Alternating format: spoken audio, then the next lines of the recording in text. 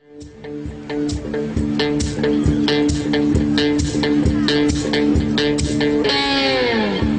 I believe in good vibrations is what creates a beautiful nation. All you need is the will to do right, do right, do right.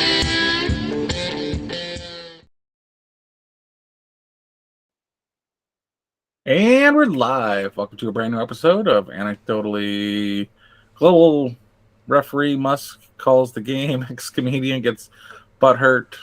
His grift man. Didn't I see him in a dress? Is that what we're calling comedy now? Supposedly he had a career in comedy before getting voted into office. He's shorter than Tom Cruise. He's Greg Gutfeld height.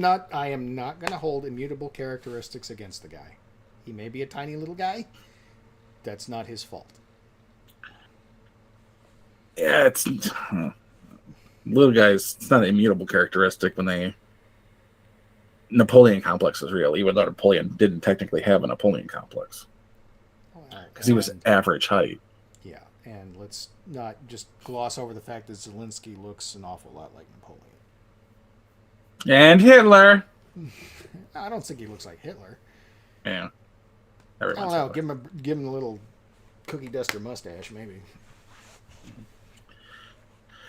All right. So I am your host, Jay Fry, and with me as usual is Sean. How's it going, Sean? It's Monday. We're here doing our thing. Yeah. Doing our thing. We'll start off with have you seen The Patriot, starring Mel Gibson and dead children? I have. What did you think of the ranking? I think it's predictably overrated. I liked it. So I'm part of that? Is what you're saying? Huh? I'm saying that it's an enjoyable movie, but it's not by any way, shape, or form a freaking masterpiece. Oh, I don't know about enjoyable.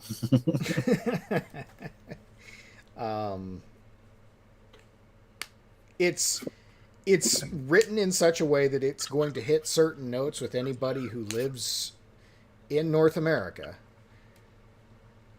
and cause a response. And it succeeds at that. But I would not call it a fantastic piece of cinema. Yeah, it wasn't enjoyable like Braveheart. Enjoyable. I wouldn't call it. I guess it's feel good. It's not like they didn't get murdered a bunch. A bunch. I feel good isn't the right descriptor. Feel patriotic. Yeah, all right, I can give you that one. Feel justified. Top Gun was a feel-good movie. No one cared about Goose anyway. Just except fucking Meg Ryan. Yeah.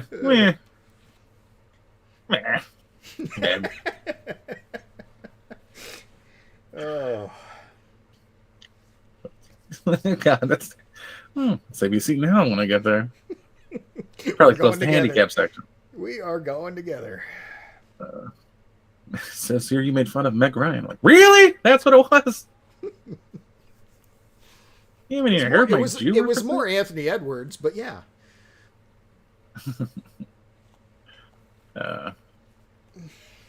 He's a really hit or miss. Depending on whether or not he's wearing glasses.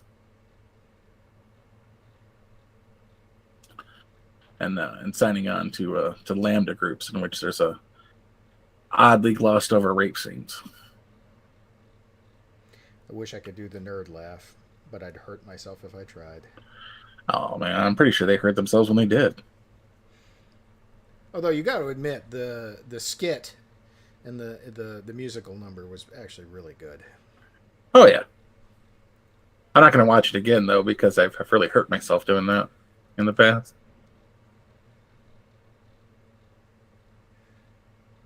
I'll just end the movie going, he totally fucking raped her. Yep. Yes, he did. It's not like those classy guys from Zapped who. But that was just sexual assault. That wasn't full blown rape. I mean, weren't they asking for it wearing clothing? Hey, sorry, I'm late, guys. Yeah. Likely story. Likely. Those excuses. Mm-hmm. Have you seen Private Resort with Johnny Depp and Michael Silverman? Michael Silverman? I saw that back when it was new, and I don't remember a frickin' thing about it. Holy hell, that's an inappropriate movie. There's like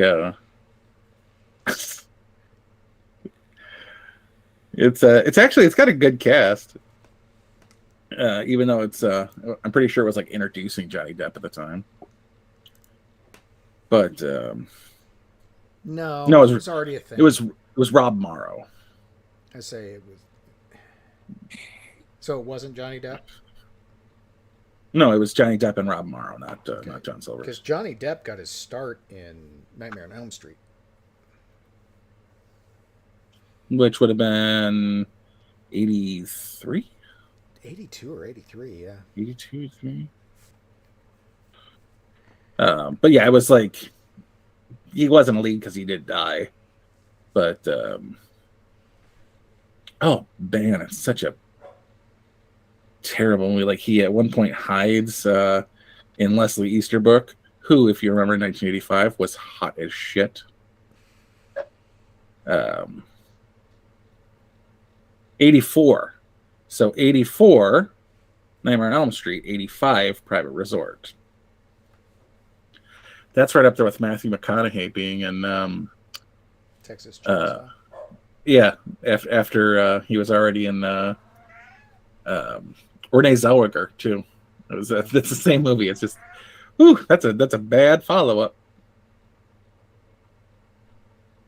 But he even used all right.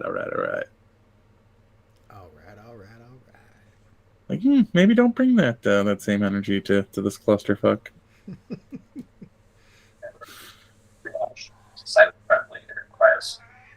But put the mute button back on. What you mean, dude? Yeah. But Hector Elizondo was in it, and he played a jewel robber from Dodie Goodman, and Leslie Easterbrook. There was this weird cameo by Andrew Dice Clay. Very weird. Well, Andrew Dice Clay was in Pretty in Pink too. Yeah. It was right before he got booted from everything by feminists.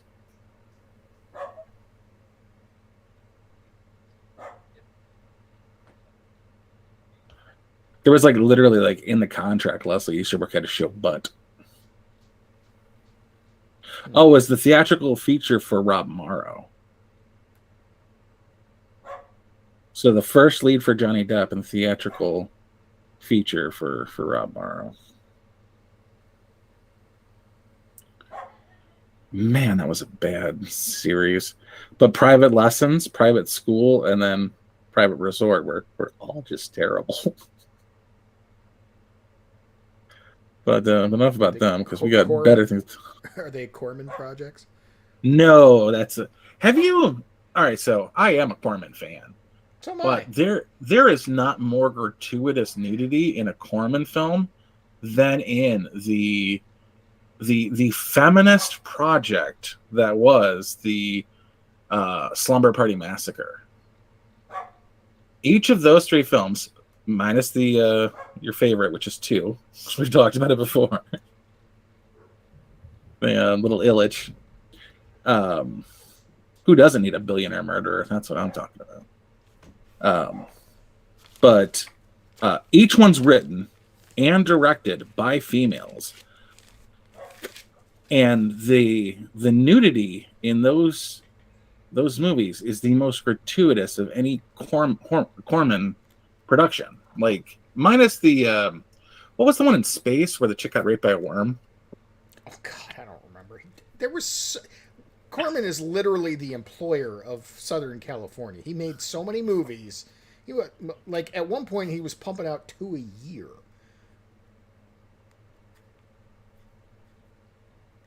So God only knows. At one point he was pumping out 2 a month. That might be true too. Yeah, like you could see if you just watch Corman movies, you would see the reuse of sets that were from bigger budgeted sets. like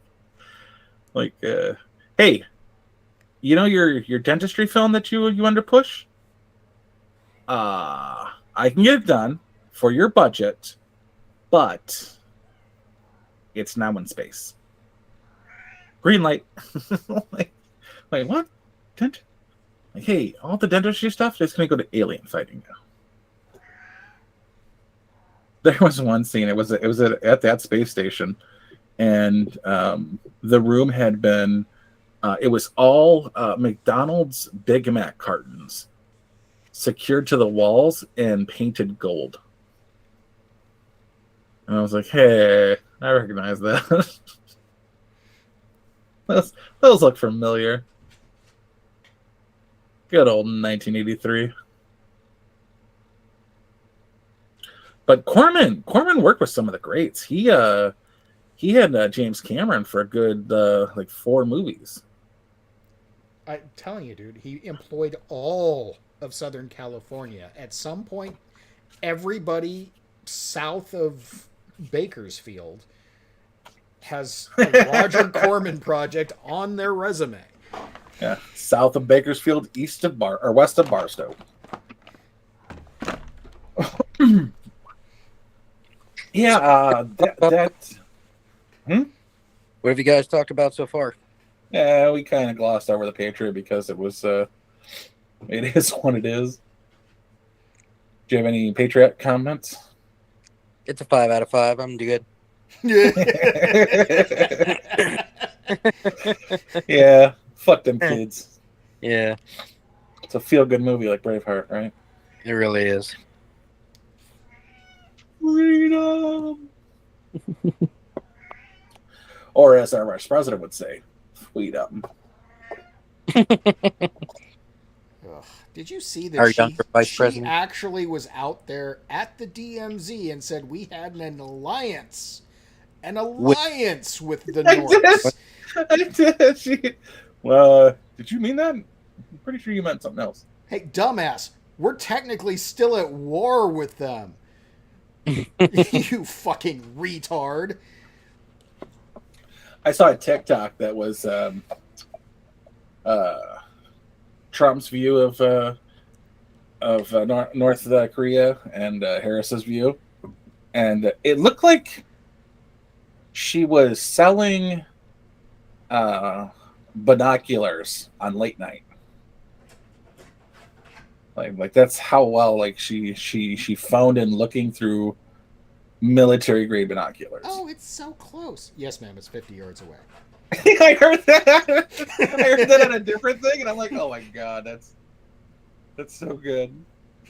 She is such. She is just sick of her shit. Damn embarrassment to everybody. God. Like, well, that's what 150 feet looks like. So now that you know. We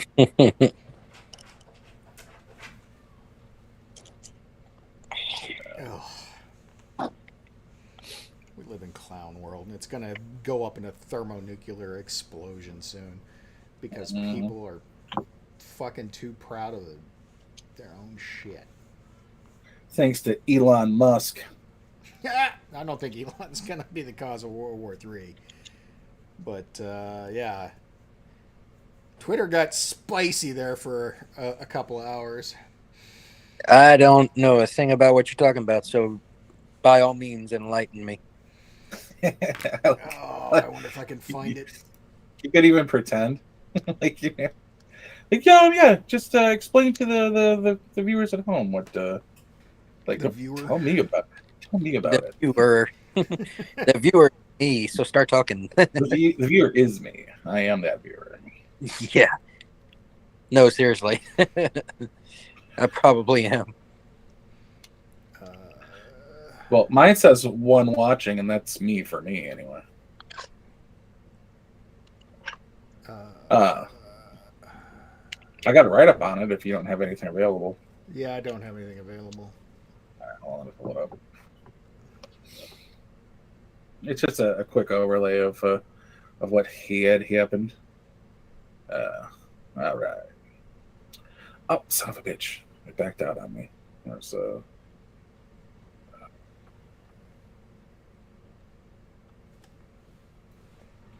Ukrainian troops overrun Russian forces. No, that's not it. Wrong headlines. Son of a bitch. Black Panther Wakanda Forever reviews. No, stop.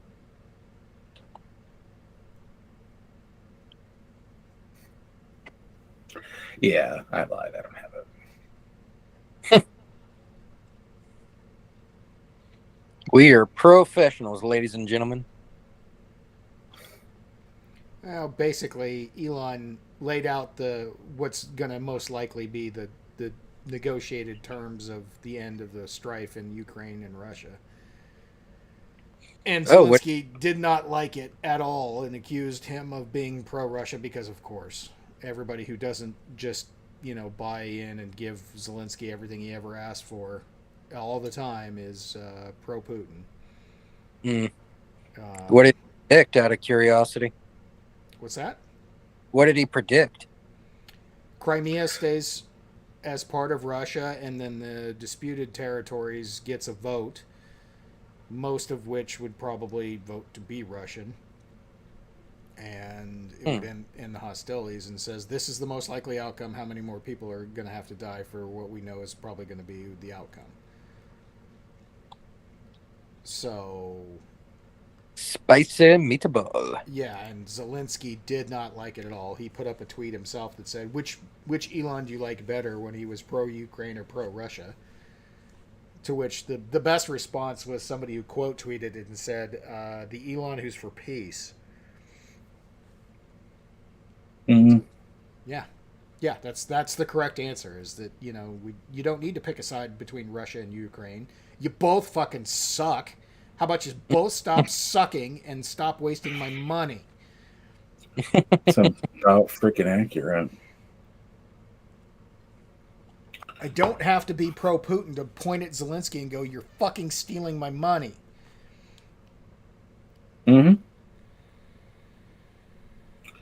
Or anti-Putin, or any other Putin part. Yeah, Putin Like, fucking needs to die. Who cares? I could point at Zelensky and I could point at both sides here and go, you both fucking suck. Get your shit together and get out of my wallet. Mm-hmm. I don't appreciate Putin, who was not installed by the U.S., and I don't care for Zelensky, who was.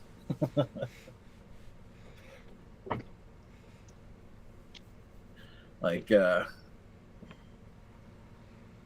the enemy of my enemy is my friend. Like, no, you guys aren't even enemies, technically. You guys just want opposite things. You're both, dirt fucking whatever. Dirt farmers? Is that what you're saying? They're not dirt farmers. They're just, they suck. Their countries suck. They suck. And they're sucking money out of my wallet either way. Fuck them all. And you can tell Ukraine sucks, because they're the breadbasket of Europe. They're this, they're that, the other thing, and they fucking suck at it all. How are you at war, and that somehow affects the entire world's ability to not fuck off and die? Like, this is what NATO was supposed to prevent. Like, oh, we're going to become so intertwined that we can't have another world war. without everybody suffering. Yeah, now everybody's suffering. Thanks, NATO. I've never liked you. Like, we are the only country that puts in, like, our war machine, the United States, our military-industrial complex, because that's what it is pays so much more than the other 9 of the top 10 combined. We didn't need and have never needed NATO. And if it wasn't for the military or the U.S. media, the American military would be the best military on the planet. We have literally everything going for us. The best soldiers, the best trained soldiers, the best... Huh? Not anymore, we don't. I that's what I said, though. If it hadn't been for, if it's not for, the military lost us Vietnam. The military got us out of, or the media lost us Vietnam. The military got us out, the media got us out of Korea. They're failing us with morale attacks and causing us to lose face across the country. We had Afghanistan wrapped up in a bow. No, we didn't. We absolutely did under Trump. No, we didn't. If we would have followed Trump's... Huh? If we would have followed Trump's evacuation strategy and timeline, we would have exited better. But there would have been very little difference to who is running Afghanistan right now.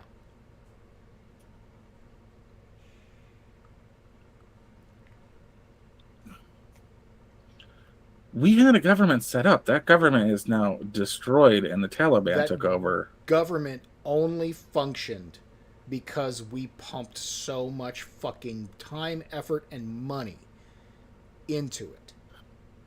The second we were going to leave, it was going to fall apart no matter what. It would have fallen apart, and we could have washed our hands of it, and they wouldn't have a bunch of our equipment had we done it on Trump's timeline, and we could have just gotten away from it. But the outcome would have been identical. The Taliban was just biding their time and waiting to take back over. But they weren't biding their time. They were stuck. There's a difference. You have to be ready to move to be biding your time. They were stuck in the winter in Pakistan. Those mountains are uncrossable during that time of year. Right. But the will of the government that we had installed there was fine to serve our purposes as long as we were supporting them and paying them. The second we're no longer doing that, which is what we needed desperately to be not doing, the outcome would be identical to what it is today, with the sole exception of they wouldn't have a bunch of our shit. Mm-hmm. It would have, but that would have better. been on them. Correct.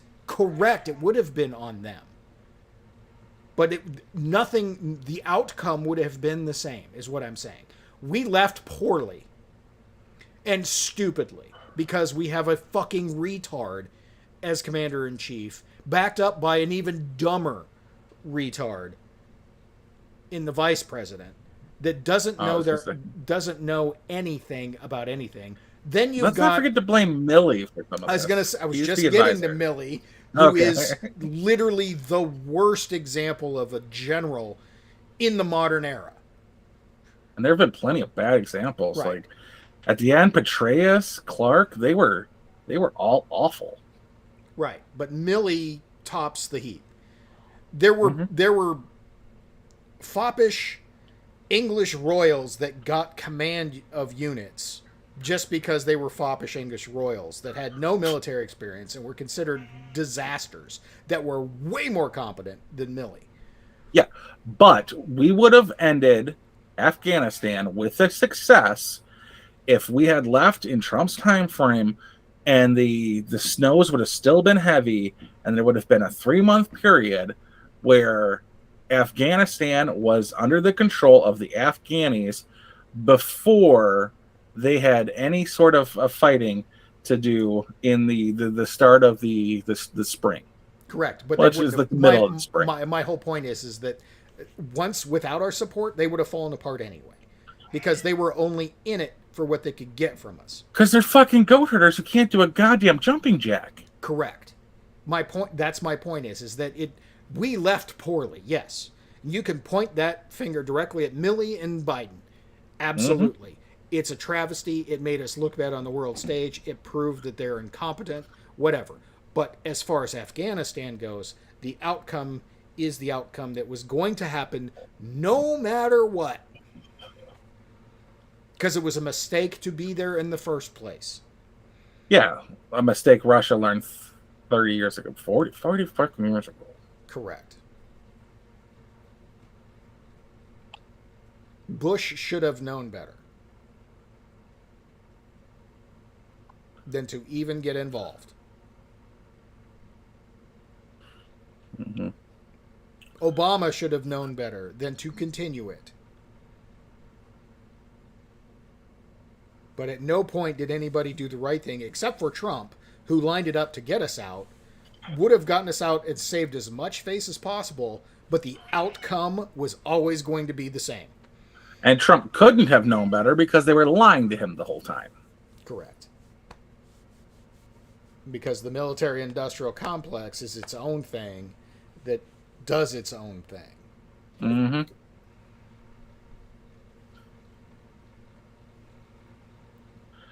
It's just it's absolute. But the media is what hurts the American military more than any other fighting force.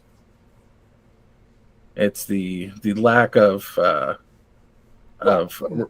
yes, but my favorite response to somebody like Joe Biden that says you can't fight the U.S. military, we have F-15s and nukes. It's like, yeah, grins in Vietnamese rice farmer.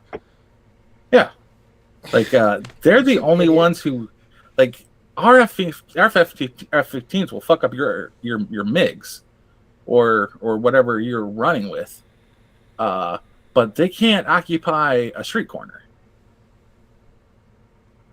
Like you can fly over as many warthogs as you want, and rain down iron death. But at the end of the day, you cannot occupy that street corner with nuclear weapons. Right.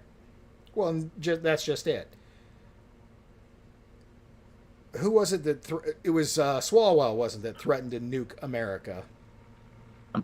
Swalwell, Oberman, right. probably Beto. Right, and now we've got Putin doing the same thing, and they get all their panties in a wad. Oh my God, he's going to use nukes.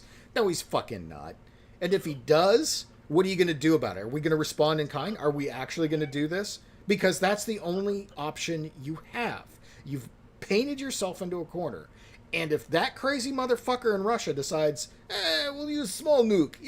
We just irradiate shit. It's fucking Chernobyl. It's irradiated anyway. What's the difference? Yeah. Yeah. That is What do we do? Putin wants a buffer between Russia and NATO. And if it can't be Ukraine, it can be a nuclear battlefield. Wasteland, yeah. Nuclear wasteland. That works just as well for him. And he's dying anyway. Is that confirmed or no?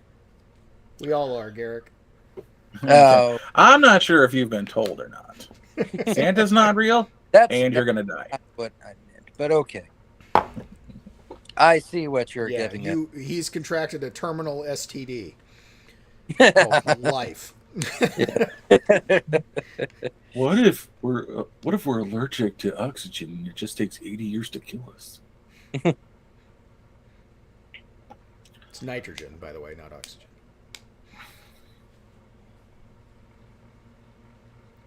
Well, we can be allergic to fucking water. We can be allergic to water and it kills us. Right. It just takes 80 years to kill us. I've had a dose of Iranian propaganda for the month, and yeah. Like they're we have, oddly enough, like the best equipment in the world made by the lowest bidder. Well, even then, even some of the stuff that we've that the military industrial complex has produced has been fucking let go. Where's by my the wayside. F-35? Where's my $7 billion F-35? Where is that at? Where are the Comanches? Where are the what else were we promised? Oh, the stealth destroyers the Navy had that they no longer can have. Where's my Thunder Because in they're Paradise? too good, apparently. I remember growing up watching Jag, and they were always talking about the Osprey, and the Osprey sounded awesome, and the Osprey technically is awesome. Yeah, they are. They're pretty cool, but they have some flaws. I mean, when you have the best of both worlds, you have the worst of both worlds as well. Yeah, your greatest strength is also your greatest weakness. Yeah. Yeah. But that's cool as hell. An airplane with a vertical takeoff. I mean, the F-22 Raptor can do that too now. Yeah. How many does that transport again? Yeah, one. Exactly one. But that's all it needs. Like the Harrier had the same thing. I saw that. And, yeah, the Osprey will move an entire squad. So. Mm. I mean, you're right. Technically, it does the same thing, but yeah, that's a game changer. And there was a good 5-year stint of Jag talking about the Osprey, and I'm like, let's do this. And you know what'll also move an entire squad? A Chinook, and it'll do it a lot better, a lot betterer. Yes, but you can't take all the armaments with you. You can transport an entire fucking crew with gear. 35 people and their loadout. You can't do that with any helicopter. No, you could with a Chinook.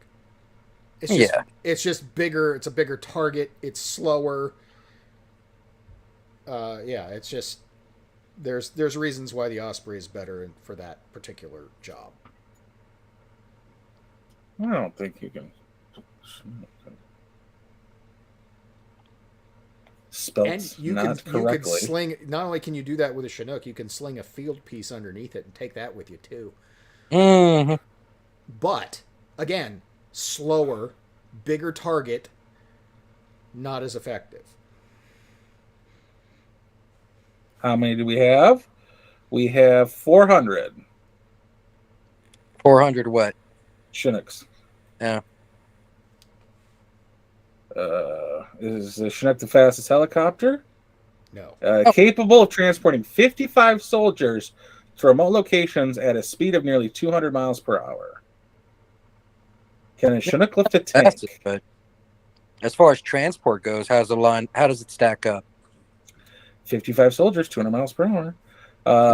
Chinook is a heavy lift tandem motor helicopter which served in 19 countries, multiple role platforms, transport of troops and materials along with other roles. Can a civilian buy a Chinook? Yes. How far can a Chinook? 500,000 pounds or 50,000 pounds. Helicopter 30,000 pounds loaded with fuel. Typical range. Flying 120 knots. Airspeed is 300 nautical miles. So that is for, say, Osprey plane.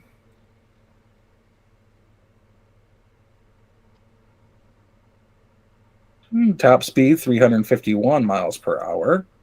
Range 1,011 miles.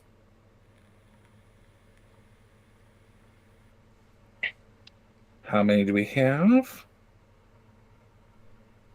We have 52.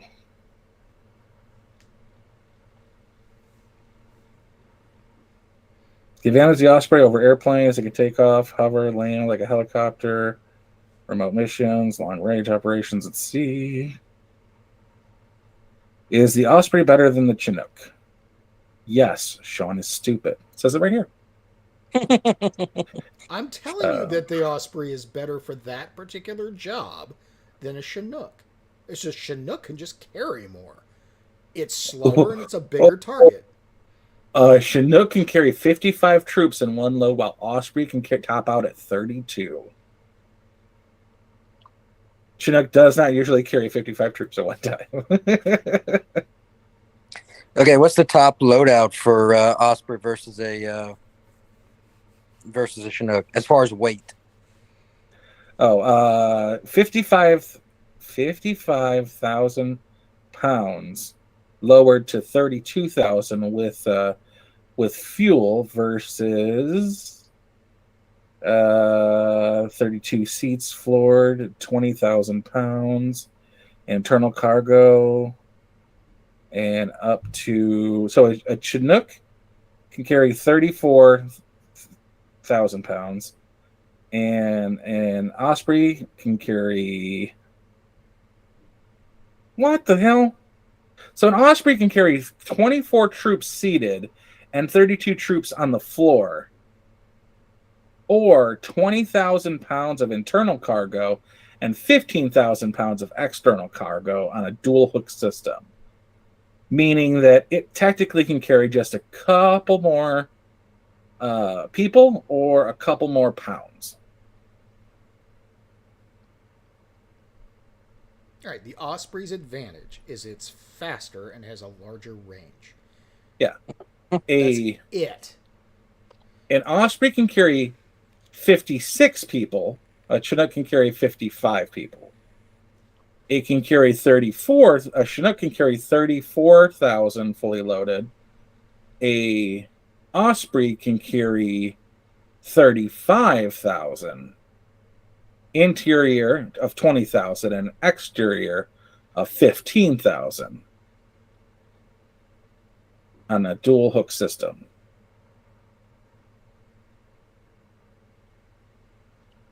So that's a thing.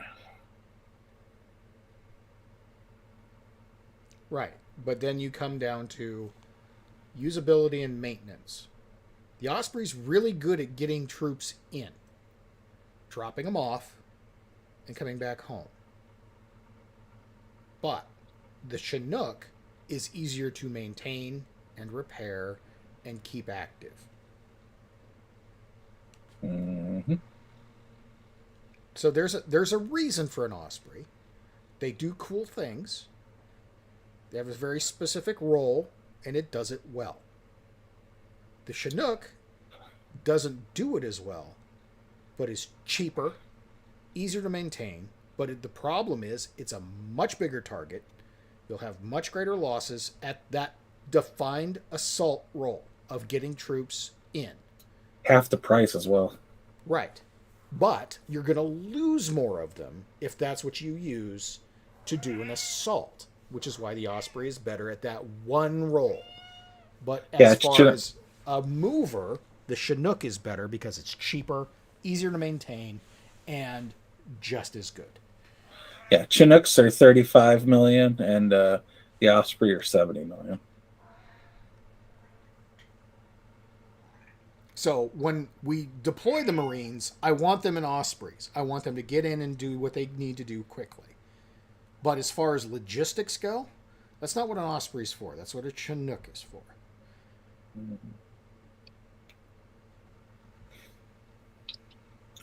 Wasn't it was a Chinook that was on the was it at the took the Marines off of the rooftop embassy, Yeah. right? Chick's got a fat ass and that fucking the drop. The cargo Man, door? yeah, that cargo door. That thing's solid looking. How's the cat doing? Just being fucking irritating as hell. As per normal. Maybe you didn't get it high right before every broadcast. He wants to be a YouTube star.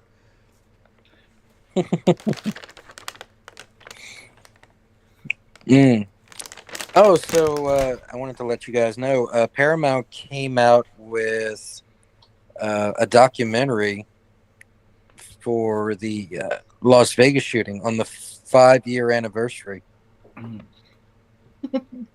I still remember listening to an ABC weapons expert talking about the high capacity ammunition of the guns that were being used. Oh, this ought to be enlightening.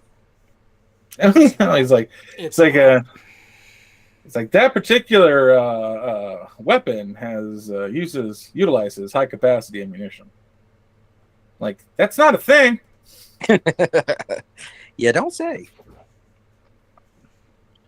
Like, maybe that insert for the 40 millimeter grenade that shoots the those 12-22s, the Hornet or whatever it's called, the Hive Blast or whatever it is. Maybe that's technically a high capacity ammunition at 12, but I'm like, that's not a thing. High capacity ammunition? You mean high power ammunition? High capacity magazine? Where? Like you're mixing your metaphors.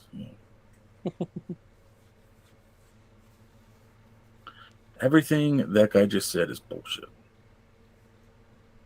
Speaking of, I saw the Munster, so you don't have to. The new one? Yeah, it was god awful. Just god awful. Like, if you thought there weren't enough music breaks in the Munsters, this might be for you. I don't particularly recall Herman Munster having the brain of a stand-up comedian named Shecky, but that's just me. It's just like, it's the backstory no one ever needed. like just God, good God, man. Like, I had ended up, I was like, she's a vampire, right? Her father's a vampire. She's a vampire. They're vampires. Eddie's a vampire. No, Grandpa. Grandpa is. Lily is. Eddie is. Yeah. So, and then Marilyn is normal. Is actually the is not their daughter. It's their it's Lily's sister's kid. So it's a running joke in the show. Anyway, there's God, just awful. Like there's scenes in which they're walking in daylight. They're at a beach. There was the background and how they got a spot from a they were touring on their honeymoon, France, Paris, and he was in the crypts. It's like, oh my, don't care. I don't care for any of this. This isn't even good information. The only thing they had that would have been like remotely, like, you know what, that's pretty clever, is the funeral home at the end that hires Herman Munster, the funeral home that Herman Munster works at. They award him with a prize for best costume, and I'm like, hey, that's actually his place of employment. But just the key to the entire freaking movie is that Herman and Lily are dating, and Herman, or Lily's brother, Leroy, who is a werewolf for some reason, gets Herman to sign over the castle in which his girlfriend's father, who owns the castle, lives in, and they get kicked out of Transylvania because they're homeless. It's like that doesn't make any kind of sense. He's not even married to her. How can he sign over somebody else's castle and it being a legal document? I can suspend a certain amount of disbelief. Okay, so yes, I would agree with that, and I agree with your assertion, but this also sounds like you're getting way too involved in the movie where none of that really matters. It's just a premise for a story, man. It's the same. You're pulling a Matt here, and you're overthinking Tremors. I have never overthought Tremors in my life, sir. But no, it's like in Gremlins. There's 3 rules: no feeding them after midnight. Don't keep them away from water and sunlight. And it'd be like them going on a cruise and taking Gizmo with them. Like, that's the stupidest thing I could think of. Yes. Well, my only question with Gremlins, and it's always been this since it came out. I get you don't get them wet and you don't put them in the sunlight. Okay, I understand. You don't feed them after midnight. Okay. I'm missing some information that is critical need to know. Yeah. When can I start feed them? Yeah.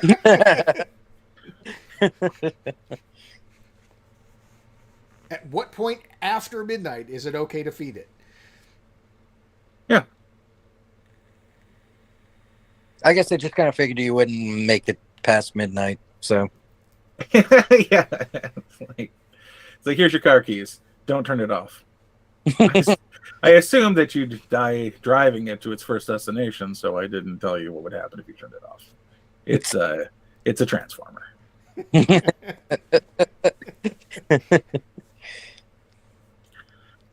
But oh man, man. And Rob, as you could guess, Rob Zombie's wife was not a good Lily. The worst part is the Daniel Roebuck, who played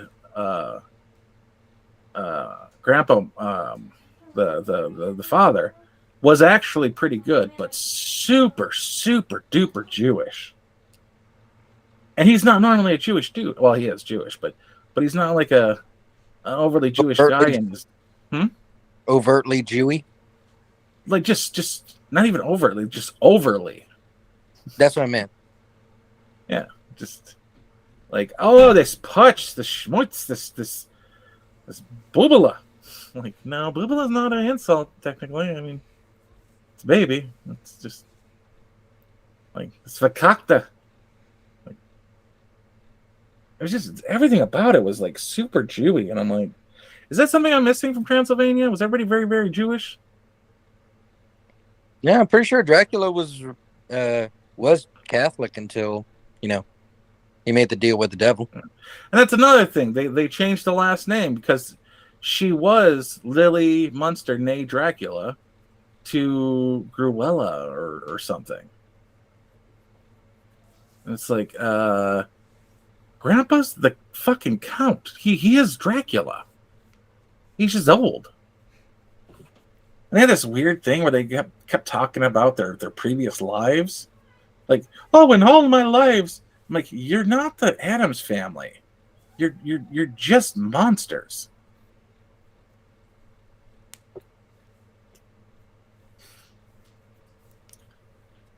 Like, I don't understand. And they kept using the characters like it was fucking Eddie Murphy in The Nutty Professor, where he played like 16 different people. Yeah. They did that with a couple of characters because they were in heavy makeup, or they weren't in heavy makeup, so they put them in heavy makeup. It's like, oh my god, just hire 3 more fucking people.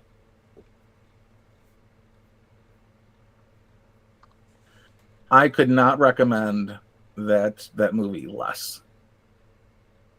It is less redeeming than Birdemic, I was about to say, is which has a 1.3 rating. Well, Birdemic does try to have a positive message about the environment. Mm-hmm. And it ends in the weirdest fucking way, too. I'm not going to ruin that for you, but... Oh, because I'm going to watch it. I'm not going to ruin it. There's somebody else watching this. I'm not going to hurt it. They win, like... So they... I will ruin it, then. They... Leroy, the werewolf brother, somehow, he sells the... he's on the hook to Madame Zola, or whoever the hell that is, a gypsy, and he signs the castle over to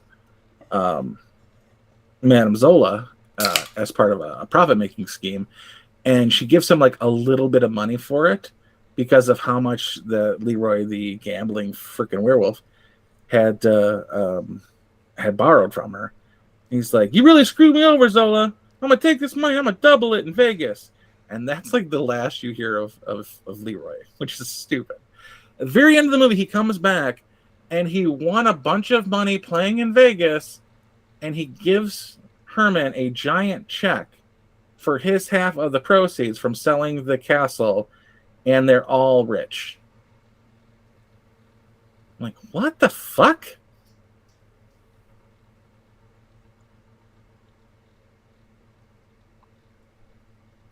When did this movie come out? I don't know, 2 weeks ago, 3 weeks ago? Okay. Because I remember the announcements for it were like somewhat of a big deal. Kind of made the news, kind of made the Twitter sphere. I've heard nothing about it actually even coming out, being out, and or whether it was any good or not until just now.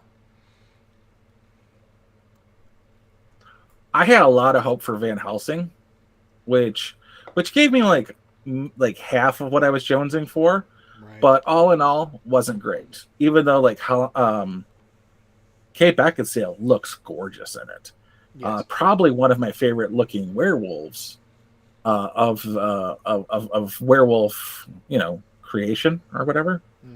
Mm-hmm. Good looking vampires. Frankenstein was interesting and larger than life. But there's just Van Helsing was actually an angel sent from heaven, and he turned into a werewolf, and a werewolf fought the vampire, and Dracula was just obsessed with having kids, and like the story sucked, but everything else about it was great. There was nothing good about this, nothing great about this, nothing worth redemption, and that's what hurt me. Like, you Bowl will take a movie or a video game, and make it into a movie, and it'll maybe have like 15% to do with the movie, like the original Resident Evil. like, oh, this is just like playing the game, except in no way like playing the game.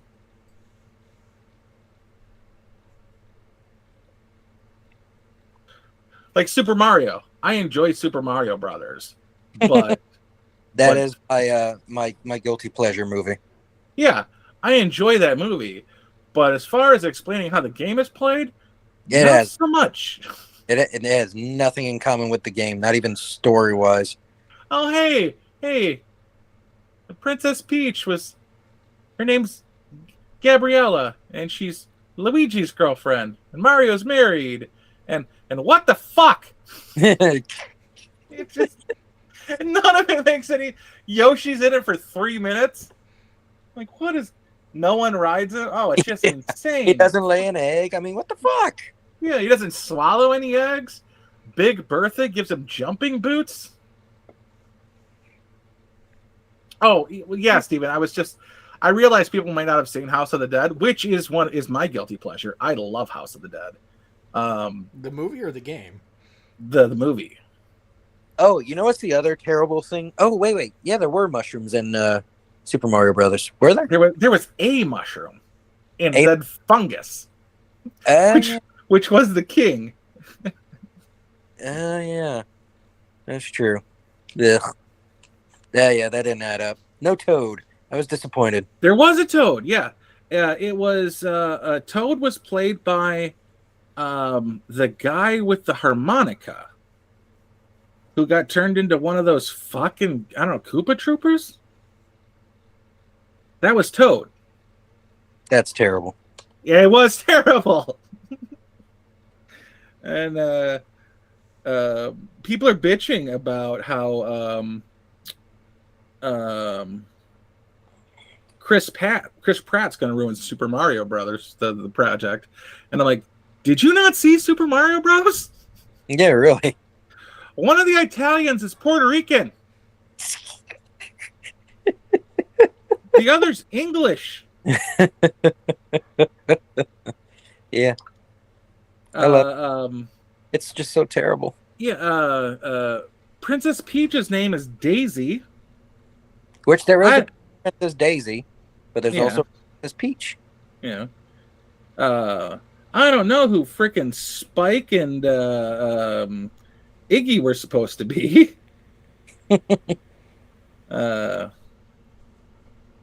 Like, the only thing that really, like, about the movie where I was like, huh, is that is when the fungus came together and became King Bowser. And it was Lance Hendrickson. I was like, hey, Lance Hendrickson, there you are for 2 minutes. Anyways, he was called Goomba Toad. If you're gonna look it up, Toady is Goomba Toad. But I'm like, oh, those Fresnellis. I remember them from every Super Mario Brother game.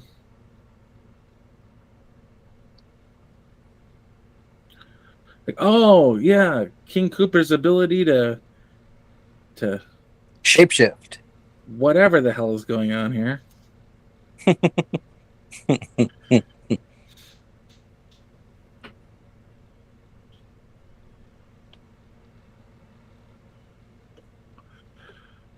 Yeah, it's an enjoyable thing. Yeah, not even sure I could call it a proper movie. Yeah, but it's something. It's something in film. And how old were you when you watched it? Me? Oh fuck, I was young.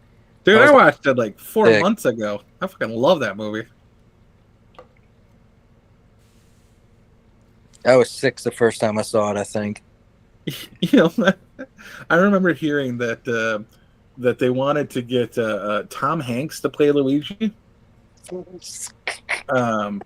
and they wanted Schwarzenegger for Koopa. That I could actually see. And I was like, nah, could have been better. Yeah, that's an improvement. I don't know about Tom Hanks, but yeah, Arnie, solid pick. Well, Tom Hanks is a pretty good sidekick from. Yeah, but I don't know if he make a good Luigi. Yeah, I don't know. Speaking of Dragnet is what you were thinking of, where Tom Hanks. Yes, it was. Thank you. Dragnet. Mm-hmm. Speaking of, at the end of the movie, they find the house of their dreams, which is 1313 Mockingbird Lane, in Mockingbird Heights, and the realtor, I'm like, is that Elvira? It was Elvira, but they found it on Halloween, so everyone was dressed up in costumes. So the next day, I presume, the 1st of November, he goes for his first day of work for Dewey, Cheatham and Howe, which is not the name of the funeral home. It's the name of the lawyers in Three Stooges. I don't know, lore. I don't know if I've ever actually been to the law offices of Dewey, Cheatham and Howe, but he opens the door and it's just like a beautiful neighborhood with people outside doing shit. He goes, "Oh my God! Call the police! Call the emergency services! Car 54, where are you?" It's like, ew. Did they actually make a Car 54 reference? Yeah, and I was like, ew. That's not a homage. That's a shit line. Right. Like it's not an homage. Danny DeVito is Mario, says Mayor. Yeah. I'm your brother. Starring Danny DeVito as Mario and his little brother Luigi, Arnold Schwarzenegger. I've seen that movie. It was called Super Twins. Mario Brother Twins. I've seen that movie. That would be... Hey Mario, I'll be back.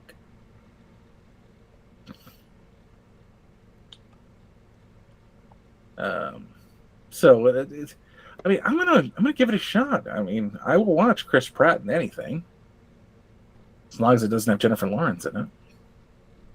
Truth.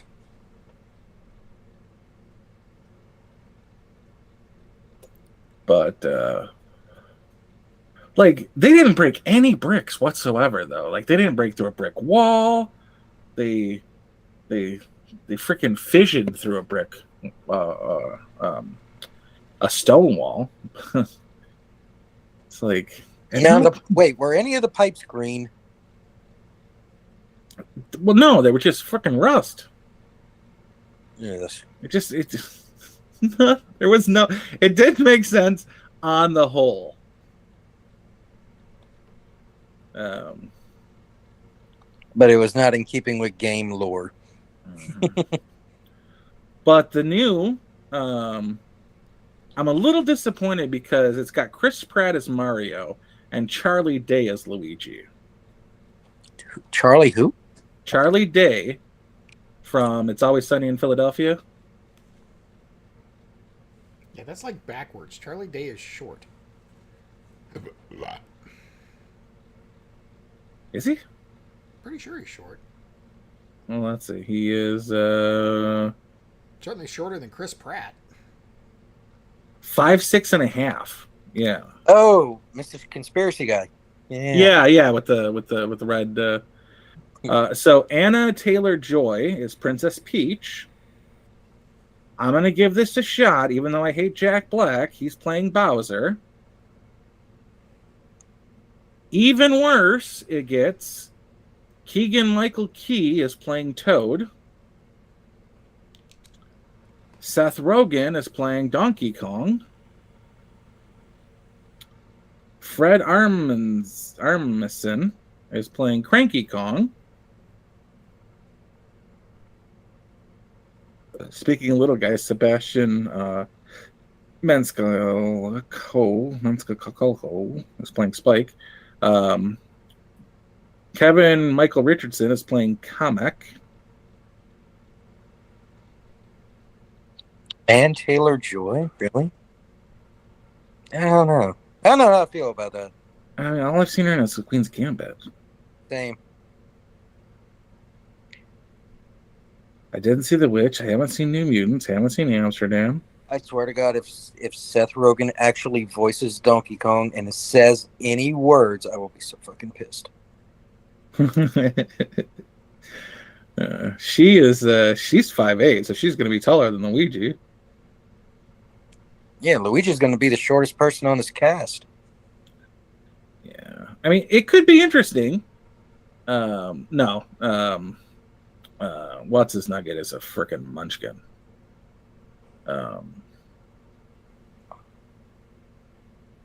Chris Pratt 6'2", by the way, so a full half a foot above Charlie Day. Let's see, Sebastian Maniscalco is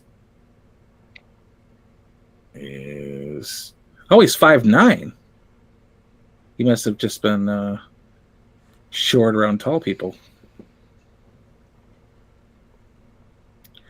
Yeah, it could be surprising. Like, if you would have explained to me what was happening in Super Mario Brothers, I'd be like, that's awful. And it was awful, don't get me wrong. Okay, I have one question. Can you explain the bomb scene to me? The bomb that he got from The Bubba Bomb from Bertha? Yeah. No. The one he got from the fungus. So Oh, yeah, got it's it. really going to come down to how good is it? Is it going to be like I'm nothing but not trouble good? Put it that way.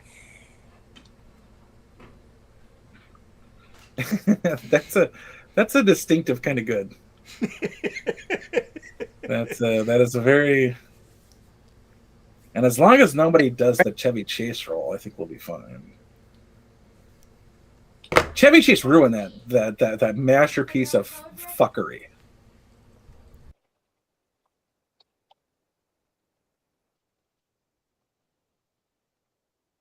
Plot sounds decent. A plumber named Mario travels through an underground labyrinth with his brother Luigi to save a captured princess, featuring film adaptation of popular video game. That's not bad. And it's even got a picture of the question mark cube. So they're going to get high on mushrooms and be really big. And then they're going to throw fireballs. And here's what we really need to know. Will there be a Tanuki suit?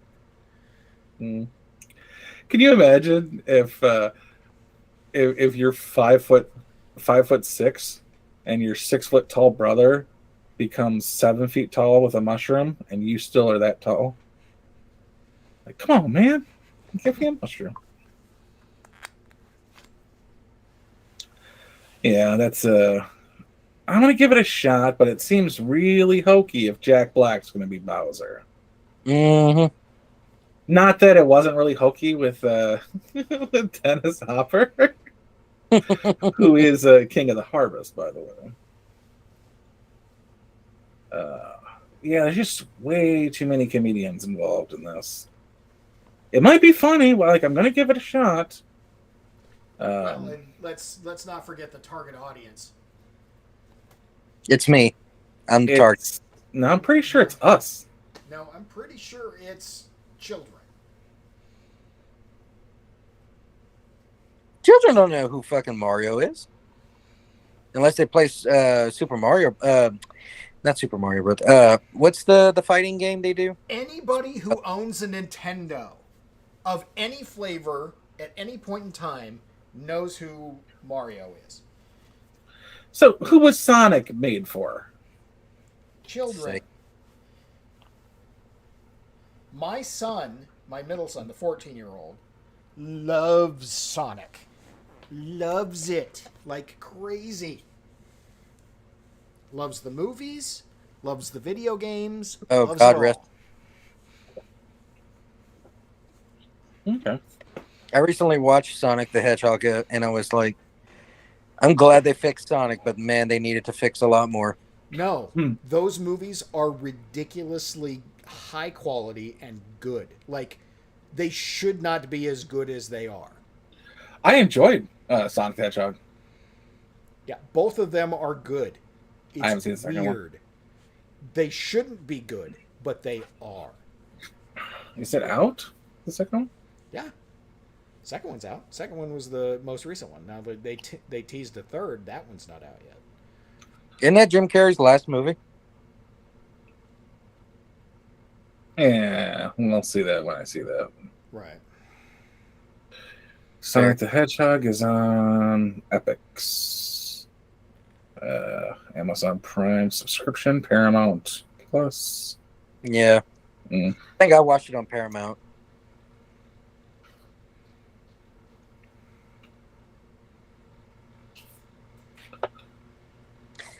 Speaking of Paramount, I have Epix. Sweet. You have what?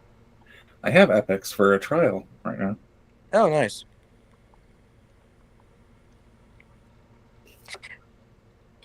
But going back to Paramount and that crap documentary they did, I mean, it was kind of heart-wrenching, which is what they're going for.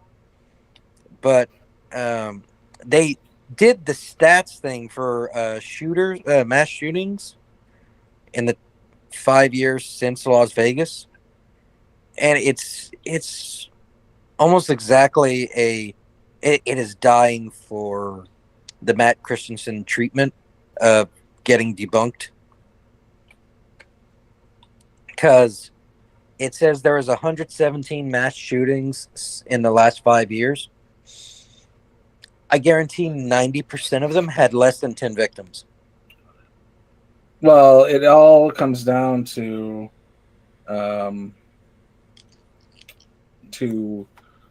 what your definition of mass shooting is. Mm-hmm. And a lot of them. Are we boring you, princess? What? Are we boring you, princess?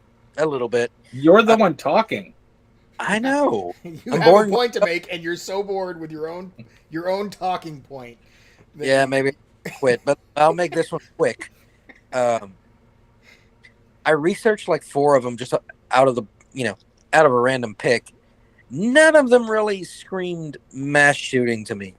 One of them was in Monroe, Louisiana, and it was clearly just a woman that fucking fell off her rocker, shot her roommate, sister, something or another, and then went next door and killed everybody in that house. Another one was gang violence, which had what is it? Collateral damage, and that was 3 of them. 3 out of the ones. Well, yeah, man, same thing happens. Check And out like their call for school shootings.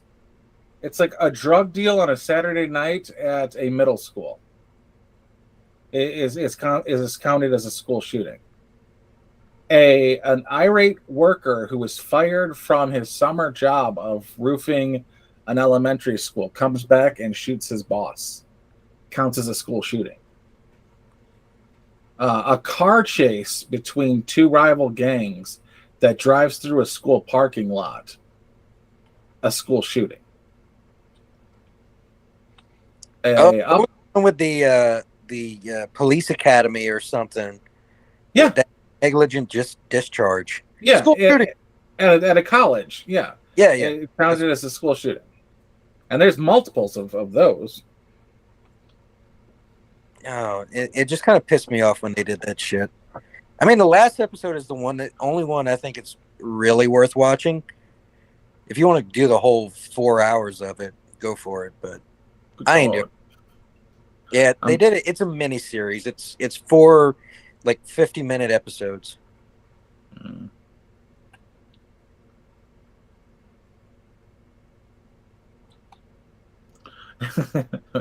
May have just put out there, my favorite is the school shooting of the negligent discharge of the police course. This next comment, Rax beat me. Yep. Yeah, they're all like that.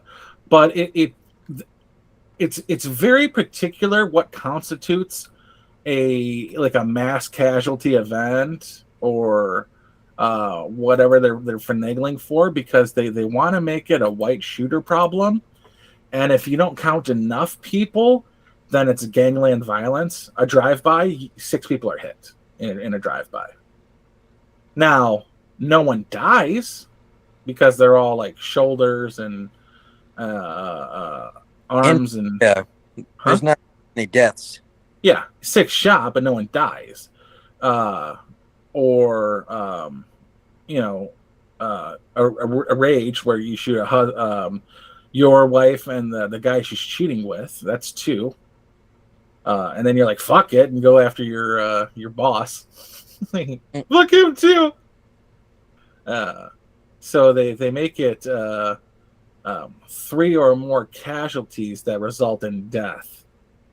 But they recently changed that, and when they changed it to make it seem like things are worse, because I don't know why they would do that in the Biden administration, but then it broadens it out to the gangland violence, and you're no longer your half black, half white mixture goes to predominantly black. Because if guns were the problem, you wouldn't have as many gun deaths as you do accidents from cars. No one's hitting people with cars on purpose. Minus very rare exceptions. Mine is very rare. Uh, and that's the same with guns. There's very rarely a law-abiding citizen that goes on a shooting spree. It's mostly gangland violence and suicides. So they like they just want to fuck with you with statistics. They're saying right now 79 people, between 79 and 83 people, died of Hurricane Ian in Florida, and that's a travesty. But what no one tells you is 555 people die per day in the state of Florida. So, how many really died of what?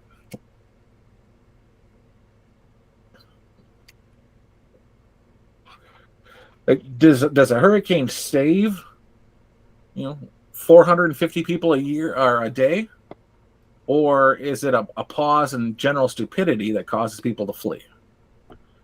Like, what is the rationale between those two, or the ratio, or the means, the average, the verifiable differences between an average day of death in Florida and a hurricane?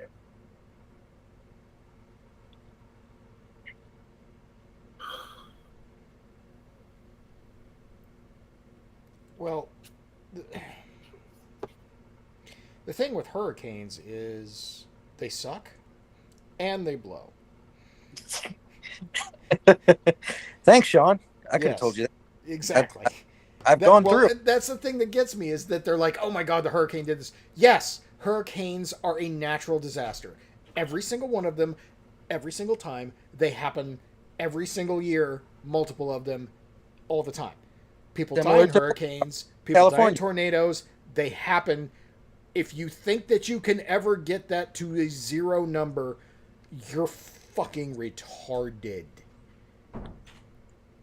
If anything, what you should be saying is a Category 4 hurricane smacked Florida and we only lost 100 people to it. Congratulations, the safety measures worked. Well, we had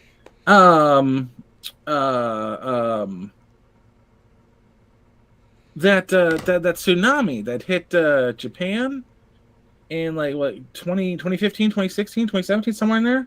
You remember that one? Mm-hmm. Where they had the 17 hours of warning before it hit? Yeah. There was a fucking guy who went out on a paddleboard with a camera in California to take pictures of the tsunami and died. That's dying of stupidity, sir. Yeah, his name was Justin. The only reason I remember is my little brother's name. And my brother's stupid. Way to go, Justin, you stupid bastard. So there's technically just one death from that stupidity, but I'm like, come the fuck on, man. What the absolute shit?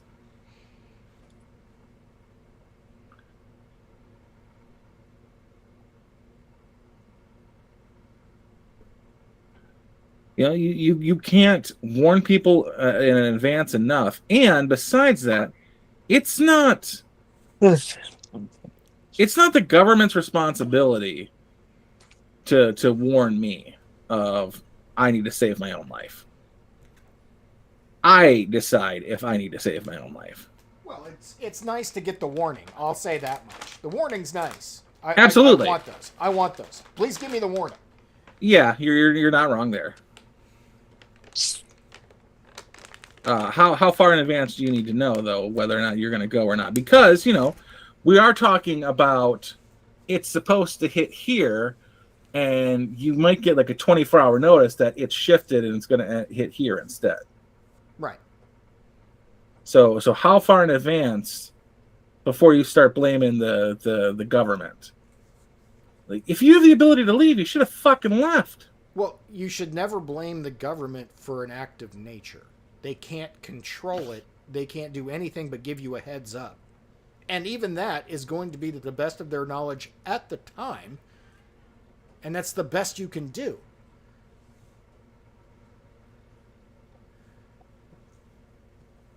Yeah. I mean, and God forbid you're in somewhere like Puerto Rico where you can't go anywhere that's not also going to get hit. Yeah. All of Puerto Rico. Yeah. Cuba, Sorry, same Haiti. thing. Same thing for Haiti. Same thing for the Dominican Republic. Same thing for Cuba. Where are they going to go? You got to sit there and take it. That's and for Florida, that's mostly true too. Only so many people are going to be able to get the fuck out of the way. Yeah.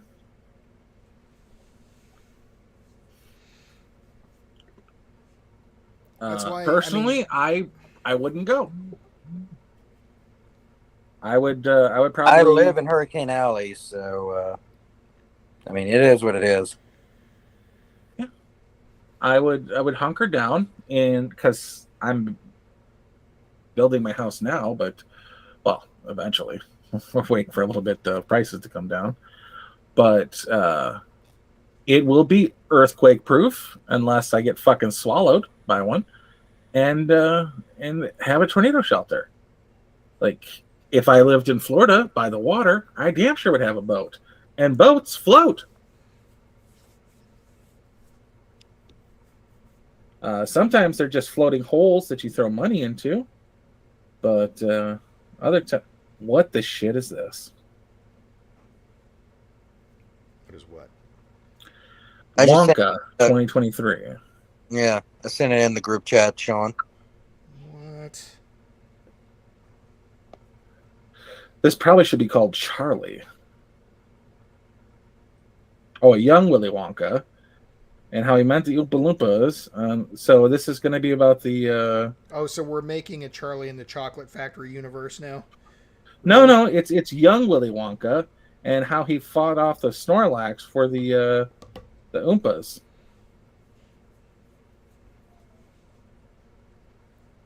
Hollywood's Looking out at of this ideas. cast, man, I'm worried about.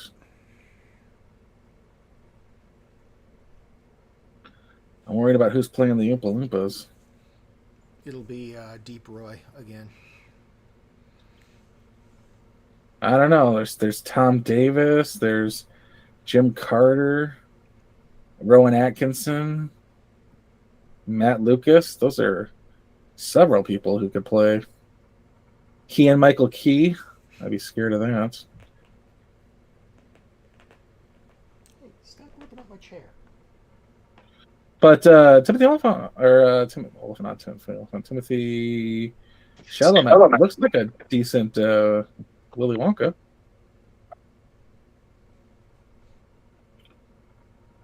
Oh, and it came down to Timothy Chalamet and Tom Holland, and Chalamet won out.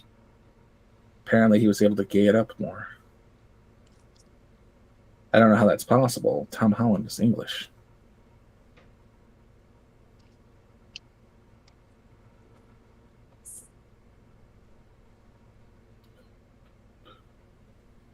So we shall see.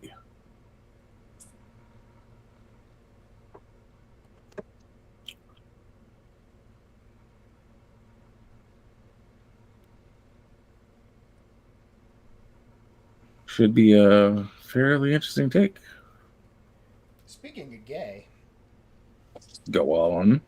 you're the reason Bros failed. You're the straight white male no one wants to hear from. But go see my movie anyway, bigot. Yeah, I regret not making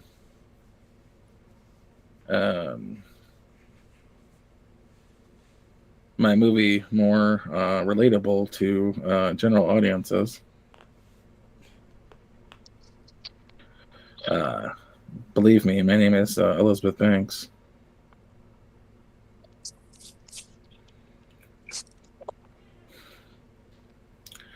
Yeah, quit making movies about representation and then bitching about representation.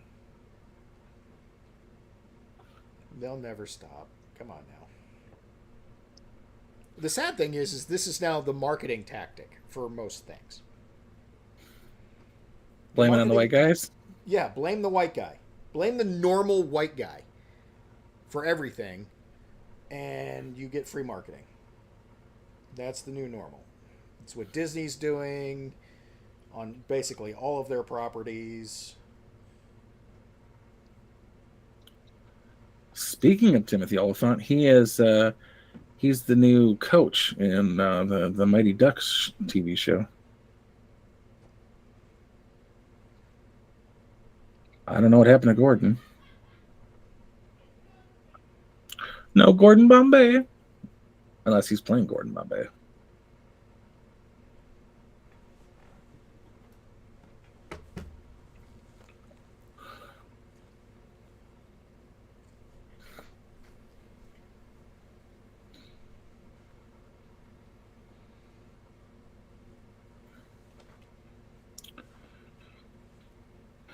I don't know.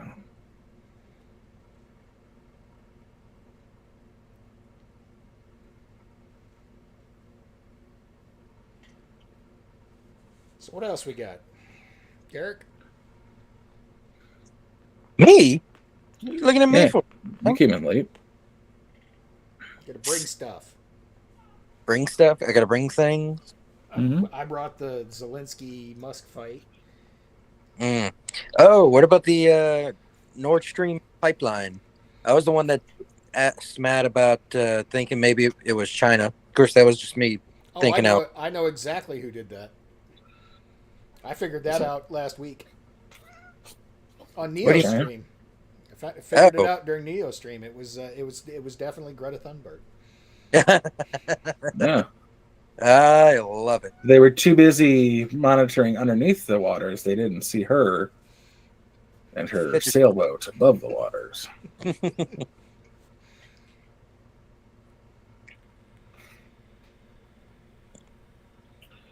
She just how dared you through the layers of the. The sad thing is that the people this affects most are the just your general Central Europeans. It hurts the Germans. It hurts the Swiss. It hurts Poland to a lesser extent. It hurts Czechoslovakia. If Czechoslovakia is still a thing. Mm. Probably. You know, it just. And the fact that it's all for this globalist fucking reset agenda bullshit that a lot of Americans have identified and glommed onto and are realizing it's, fucking bullshit. The Europeans, for whatever reason, don't seem to have that mobilized force of, hey, we're getting screwed here, what the fuck, yet.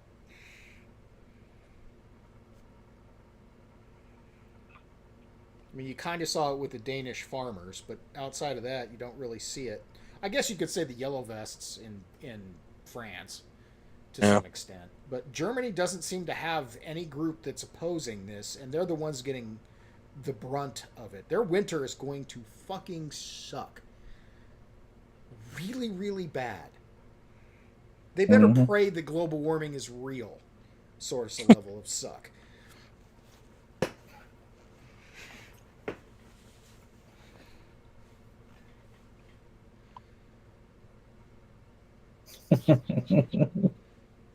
Good luck with that.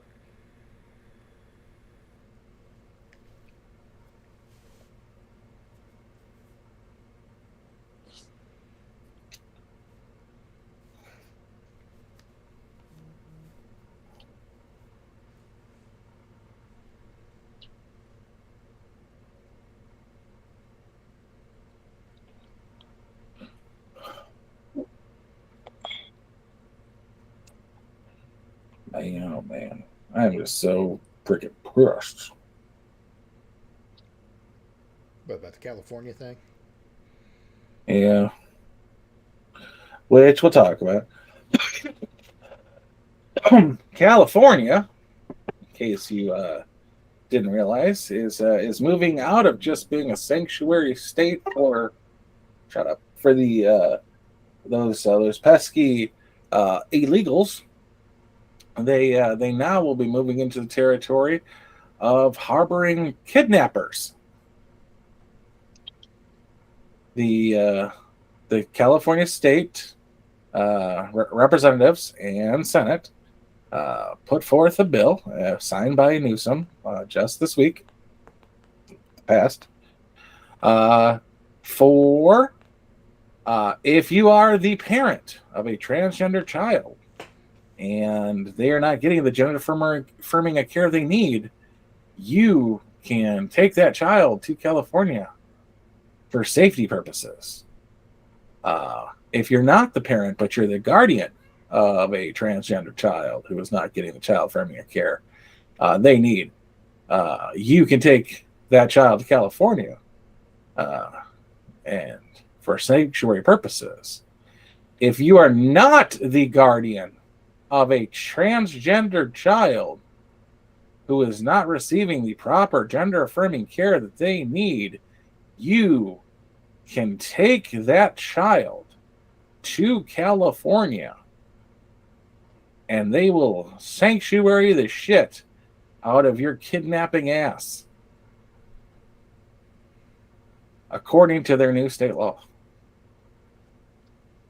Not only if you're a parent of a child and you're a husband and a wife living together with your child, and you take that child out of state to the state of California from the state you are living in, that parent is kidnapping their child.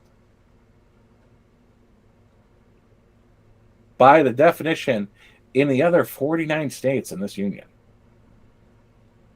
Doesn't matter if it's the father, doesn't matter if it's the mother. I specifically didn't mention which one it was because it's just, that's the law. And sometimes it's hurtful if it's an abusive relationship and you want to get out, but you can't get out and stay in the state. You have to get out of state. There are loopholes you have to jump through, and there are complications. There are even more so if you're just the guardian. But it's just plain illegal to take a kid that isn't yours, who is under the age of 18, and transport them across any state line without even the intent of not bringing them back. There are laws against transporting children across the state line without the parental permission, let alone never coming back. It's the laws that are being passed in California want to start the next civil war. That's not the next step, Maynard. That's the step that just was taken. Yeah, that is like non-guardians is the teacher.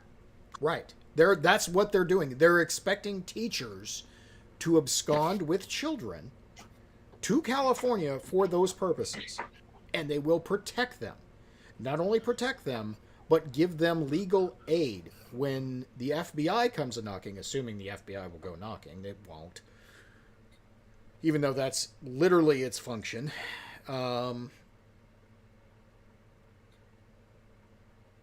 For that. They want that. They are actively promoting this now. Mm-hmm.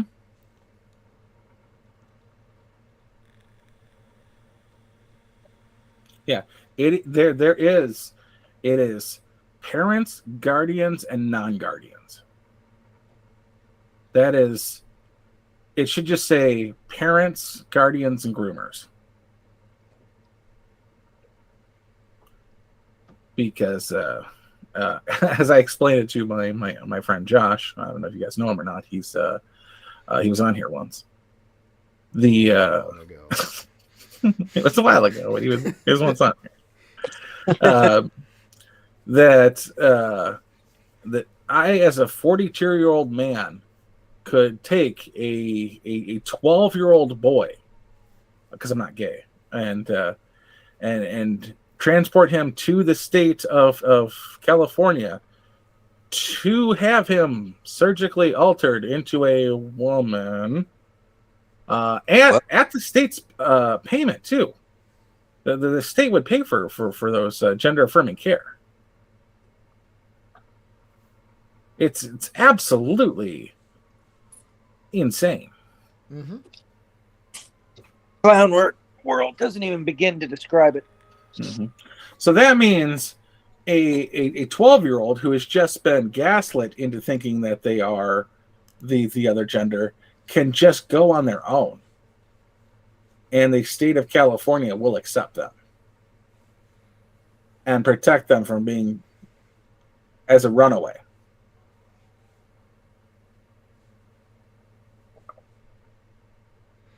Well, to be fair, Hollywood has always kind of had that going for them since, the 20s of Yeah, but last it's always century. been It's been it's 100 always been- years that they've been doing that. it's always been graduate from high school and run off to California. Oddly enough, via hitchhiking. but it was always graduating first, not fleeing at 15 to become a Hollywood star. For some reason, they'd always put that step of that's the move after graduation.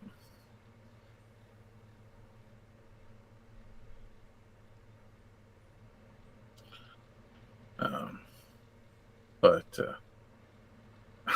it's just it's insane. Well, what state is Nevada going to get uppity? Oregon? Well, Oregon probably agrees with them. Exactly. We're going to have to activate the militia here, I think. We're going to have to put in... I don't know if you know this or not, but California has border checkpoints along the freeways. Because for some reason it is illegal to take fruit into California. So every time I go to California on a highway, I have to pull over, go through a booth where they check to make sure you're not bringing in any citrus. We're going to have to enact those along the Arizona side and make sure you're not actually trafficking fucking children.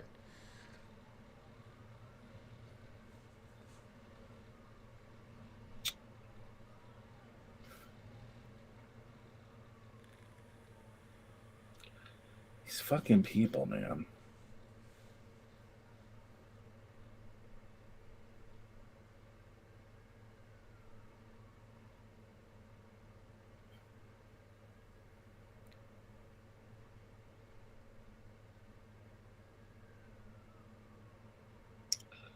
It's just I Sataners. Yeah, I get frustrated with this because I don't expect everybody to be right wing. I don't. I get it. You have different ideas, whatever. You don't have to be conservative. You don't have to be right wing. I just want you to not be insane.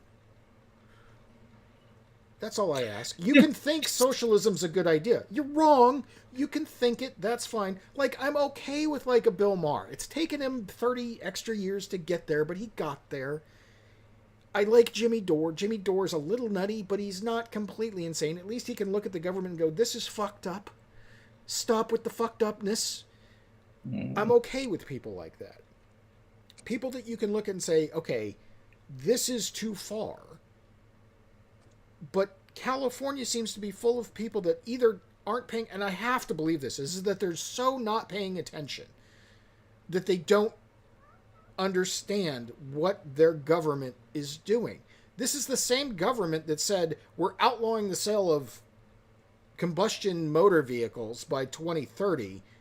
Oh, and by the way, 2 days later, don't plug in your electric car because we don't have the electricity to support it. They don't see the cause and effect there. They have to be oblivious to second level thinking in order to do this shit. Is that even second level? Shouldn't that still be on the first level? Well, you got to remember it was separated by 48 hours. Yeah, but That'll do it. most people should be able to go, okay, yeah, I agree with we need to get rid of the combustion engine. Combustion engines are evil. We need to move away from that. Okay, I can get on board. I agree. I'm Ed Begley Jr. I totally agree with you. I want to pedal for 35 minutes. Let's do that. Okay, so what do we need to do that? Well, that means we need everybody to move to electric cars. Okay, yes, fucking Teslas. Teslas for everybody, or Chevys, or whatever you want. You know, whatever, the Hyundais. I don't care. Volts. Whatever. Everybody's going to get an electric car. Awesome. 48 hours later, don't plug in your electric car. We can't support it. What the fuck? It, like, Alex Jones made this point for like a decade, and it's they hate your freedom of movement. They want to move you into these big cities, take away your ability to go anywhere on your own, and limit you to the buses and subways that they control. And I'm like, I don't see how that's helpful, Alex. Like, how does that help them? Because I can still get to anywhere I need to go with the buses and the trains and until you can't. Until your government issued bus pass gets restricted for your wrong think, which is the next step. There's already cars that'll turn off if you get like BMW will cancel your ass if you install a battery that was not installed by BMW, a tire that was not replaced by BMW. No, they have a subscription service for their heat seaters or their seat heaters. This is fucking retarded. Yeah. What happened at the time when if I went out and I bought a Jeep? I bought a Jeep and I took it home and I could do with that Jeep what I wanted. Yeah. And Jeep could fuck off with whatever else they wanted to build. What I bought is mine. Or John Deere. They don't even want to give you they want you to lease the software that's in the $3 million tractor they just made you buy. Hell, you don't even have to get fancy with a John Deere. Your iPhone. Yeah. To a lesser extent, your Android phone. You can still do what you want with an Android phone. To a certain extent. Kind of. Yeah, I mean, kind of. You can reflash an iPhone or Google Android device, but it's still Google. It's still gonna get you. But yeah, the iPhone you can't do jack and or shit to, without Apple approving it. Yeah, I had to get a new phone recently because they deemed my own folders out of date. The next step was having to reset the entire thing because for some reason my keyboard was no longer working properly, even though it couldn't be an issue other than like planned obsolescence. The touch screen. Did I wear out the touching of the screen? So even when it turned upside down, it would still stick. The buttons would stick. How does a button stick on a touch screen that's clear? Like, I get if I left a booger on the screen, it could maybe state a bunch of A's or something, but what the absolute fuck? But yeah, the new phones, none of the new phones that were available in the store, and I was going to downgrade to like a 56 gig internal memory phone, but none of the batteries could be removed now. None of them. None of them. You can't find a phone where you can remove a battery anymore. Mm-hmm. Wasn't that one of the selling points for one of the Samsungs? No, that's none of the selling points. That's a bad thing. I would be able to, because the battery would go on my phone, and I'd be able to buy a $20 replacement battery. Well, no, not even that. It's that what one of the guys that I used to work with would use his phone a lot for like sending documents and stuff like that. It's because he worked remote, so he didn't always have access to Wi-Fi. So when his battery was going low, all he would do was take out the battery that was dying and swap it for the one that was in the charger, for the last 4, 8, however many fucking hours and pop it into his phone, and poof, he's got a full battery. That was a selling point. He did not have to sit in his truck for 4 fucking hours for it to charge. You just swap out the batteries like you would a power drill. Right, but here's where that falls apart, and the reason that they're going the other way. There's part of the reason that they want the internal battery is it's better to seal it up and give it some sort of water resistance. So now if you drop an iPhone in a pool, which a lot of fucking people do, you can quickly get it out, dry it off, and it'll be fine. But if you have a removable battery, no matter what phone you have, no matter what case you have it in, that gets wet, it's dead. It's unusable. So this is just it's appealing to the most people in a market to do this. I don't even think this is necessarily nefarious as far as the battery swap goes. It's just that they have better control over the larger share of the marketplace. People don't need to swap batteries anymore because the battery life has gotten to the point where you charge it. Even a bigger phone, like a higher end phone, can go 24 hours even with heavy usage, or at least 12 to 16 hours with heavy usage on the battery charge that you can give it. And they're assuming, because it's true, most of the people in this world will within those 16 hours be able to go plug it in and give it more of a charge.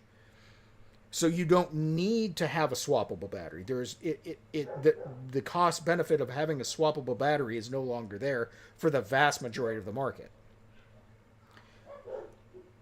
But it does make it harder to repair when something breaks because I don't know if you've noticed, but everything breaks eventually. Yeah. Well, that was kind of the point for back in the day. When something would break, it was made in such a way that you could work on it, especially if you, say, lived out in the middle of fucking nowhere and you had to have your own shit to take care of your things. Yeah, but that means you're there was a time you used to be able to be independent. They don't want you to be independent anymore. They want you to, like, a good example is HP printers, your DeskJet printers. When they first appeared, if you want to get Josh kind of heated for just a couple seconds, ask him about his new printer. By the way, they all suck. They all suck. Every single one. They all suck because they're designed to fail after 14 months. They're designed to. You could literally do nothing with your printer. So, just plug it in, never use it, and it would still fail after 14 months. It's not like it's a rotor wearing out. It just fucking fails. Yeah, it will not work after 14 months. Something will go wonky after 14 months. Because they want you to throw it away and purchase another one.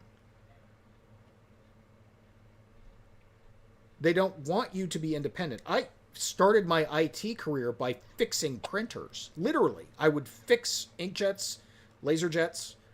I would fix printers.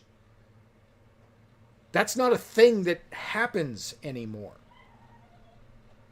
Now they want to control how you can even print to the devices. You have to use their specific software to even send a print job to a printer anymore and actually get it to print. You can't raw dump a file anymore to a printer and have it and expect it to print anything because they want control. They want to be able to scan what you're doing, have a record of it, whether they use it or not, because 99.9% of the stuff they collect, they never use, they never reference, they never do anything with. But by God, they're collecting it because maybe at some point in the future they can sell it to somebody. Or when the government comes knocking, they can cover their ass.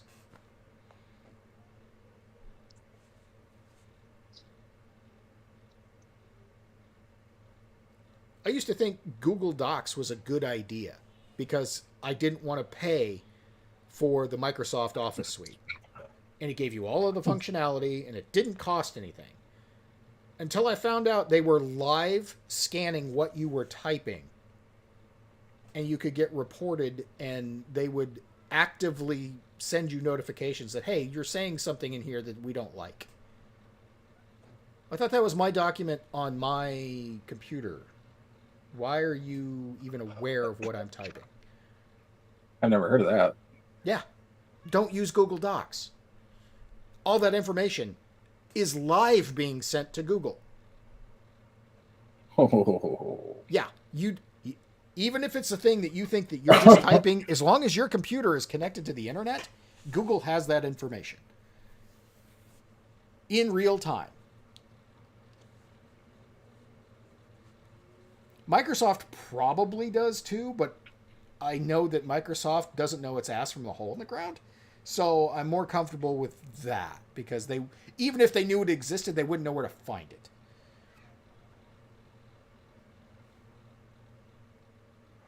Google, on the other hand, will actively censor you, and you'll get, based on what you're typing in a Google Doc, will feed ads to your Chrome browser.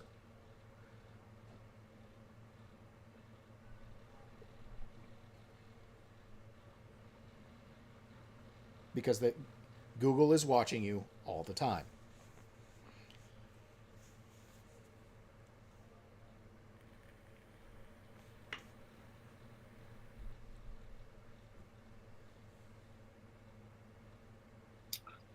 Way to be hurtful, Google. There's a reason they dropped "Don't Be Evil" from their company charter. They did. Like, yeah, we're gonna be evil. Mm. At some point, a board member went through and said, "Guys, we could probably be sued by still having this in here just based on what we're doing, and we would be liable for it. So we need to get it out of our company charter." Not because they thought that they were doing evil. It's just that they didn't want to be responsible for the evil that they're doing. They're fine with being evil. They just don't want to be sued for it. Sounds like the left to me. Do what you want and don't have consequences.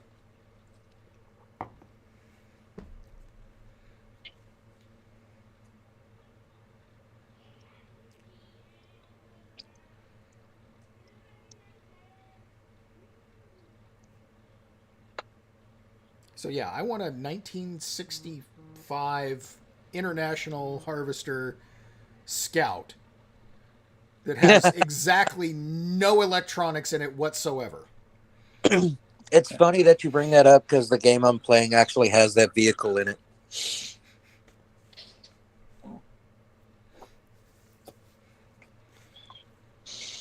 I'm on board with you though. I've got a 1960s or 70s Jeep.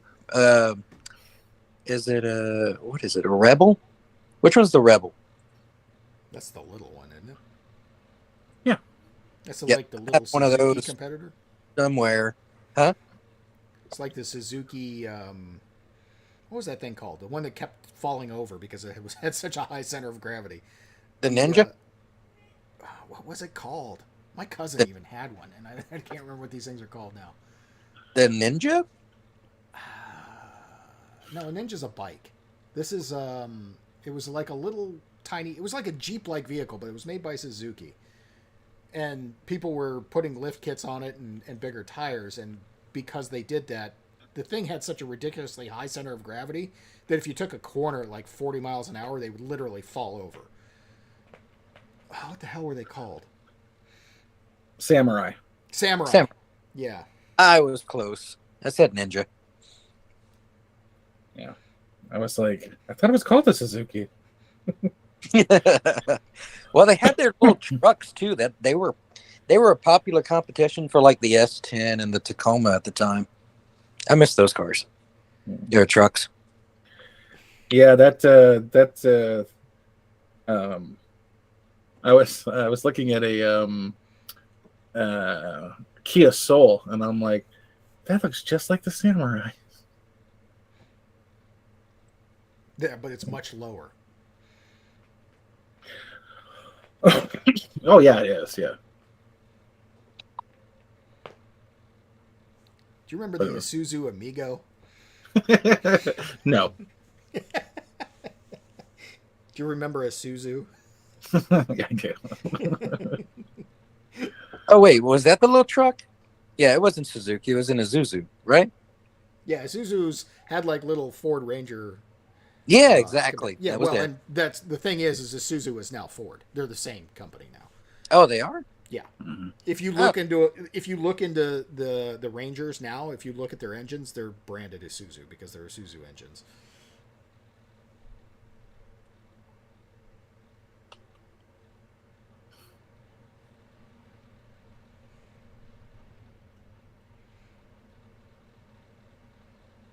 That Samurai looks like a ripoff of a Jeep and a Bronco and something. No, Broncos weren't sleek. And like trunk. Well, the new Broncos are. The old Broncos look exactly like an International Harvester. Oh, those were such beautiful boxy bastards. Yes, they were. See, And I the was only- original Blazer was also a big blocky, chunky thing. Yeah. Mhm. The only Bronco I was familiar with was the later ones that had the front end that looked exactly like the trucks. Oh no, the original Broncos they look like an International Scout. Like it's hard to unless you have an eye for it, they're hard to tell apart.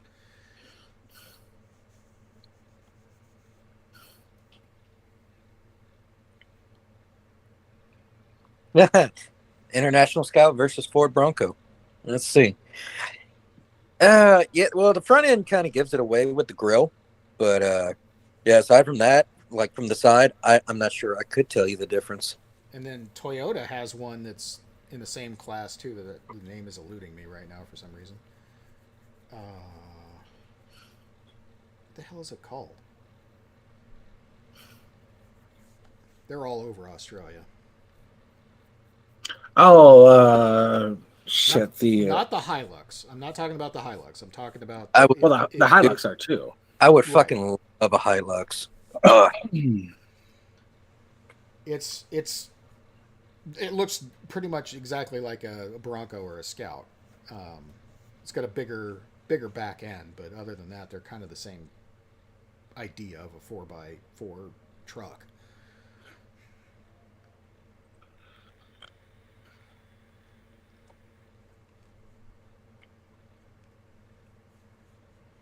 Not the RAV4. No. It's a much more competent vehicle than the RAV4. I remember watching um, Double Trouble with Jean-Claude Van Damme, and it was a luxury car. So I'm like, are those Toyota Corollas? They were like really shitty BMWs, but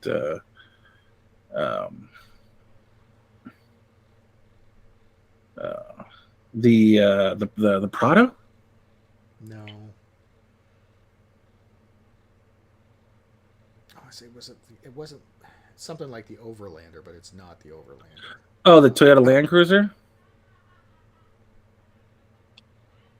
Maybe the old school Land Cruisers were what I'm thinking of. Like, but they have to be like old school because the new ones are like a luxury SUV. Mm-hmm. Well, that's what I was thinking of. I saw one for sale. Actually, The Prado is a Land Cruiser, and they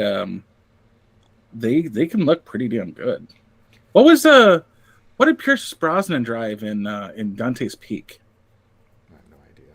Was it Maynard, yeah, I remember the VW thing. Those used to be pretty popular back when I was in high school. I have not seen one on the road in a good 20 years. I would love to know what happened to all the things.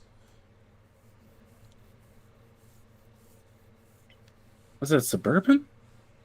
It was a Suburban. It was an '87 with the snorkel. Yeah.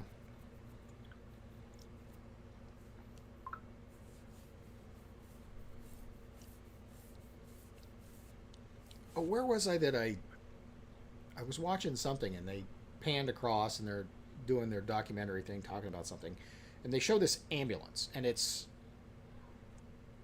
It's like a Toyota Hilux that they've converted to be an ambulance. And it's got a snorkel on it. I'm like, where the fuck are you that you need a snorkel on your ambulance? That's just high sands. It's for the so it does the engine doesn't overheat. Oh, you know, you driving fast enough at long enough distance, that'll, you know, that can be fall leaves, sandstorm, ash clouds, fucking silk spiders in Sydney.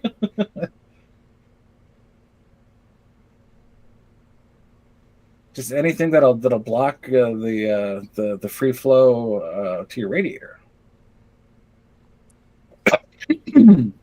What about a Hummer, Sean? Like an actual Hummers are atrocious for anything. I mean, like they have fair use one time, but like you're like, oh, great zombie apocalypse vehicle. Yeah, you get 40. Or you get like 400 miles to the tank at like 8 miles a gallon. And then you're stuck somewhere for an hour and 10 minutes filling that fucker up.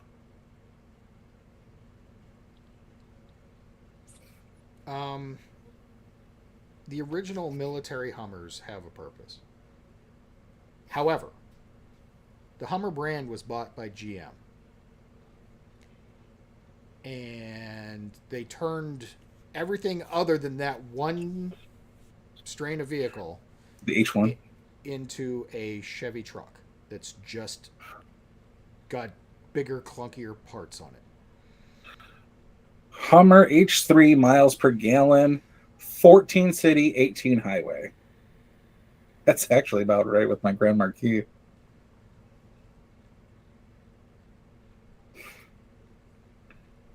Toyota FJ Cruiser, 17 city, 22 highway.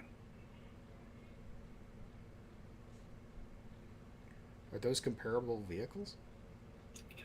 They fucking look it, bro. This fucking 2010 FJ Cruiser is a beast. Okay. And it's comparable to the H3 Hummer. Yeah, I guess. I mean, the H3 Hummer is a glorified Trailblazer, so... It's a fucking beefed up Suburban. The H3? Yeah.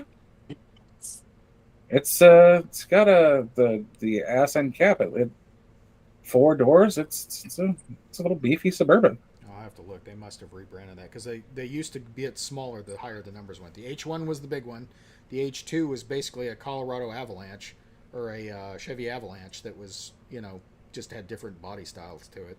And then the H3 was like the S10 Trailblazer sort of thing. I take it back. The Suburban's beefier. It's a 3.7 liter 5-cylinder, 5.3 liter VH. Mm-hmm. So the Suburban kick its ass.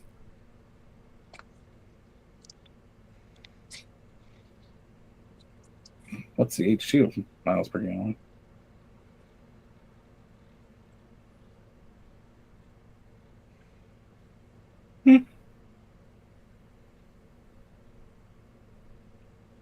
Point is, if you're at your bunker, not a bad vehicle. But if you're traveling over 400 miles, you're kind of fucked. You know the first civilian owned Hummer? Arnie. Yeah, first one off the line. I remember that.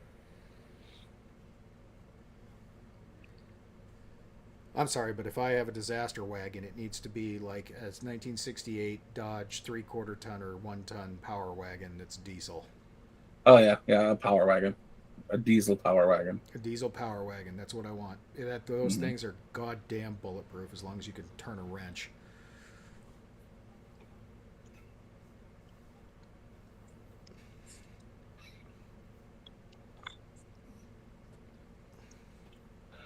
And I like the extra tires just around the vehicle. It's like most only go for 1 extra tire. Not you.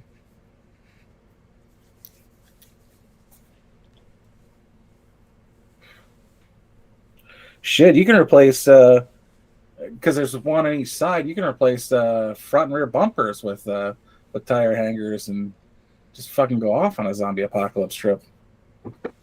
You don't have to worry about nothing. Yep.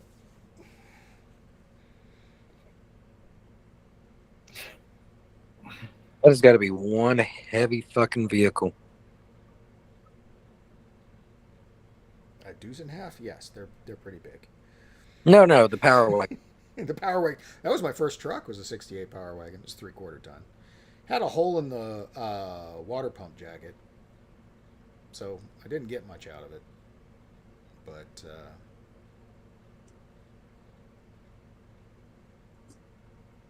bought it for $50. Scrapped it for $100. Nice.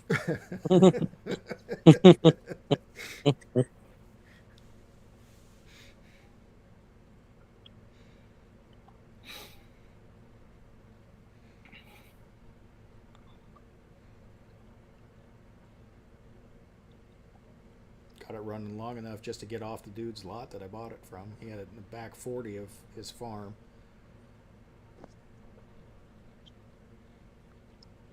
I had a K car that was just given to me everybody's like, how much money you got? I'm like, $100.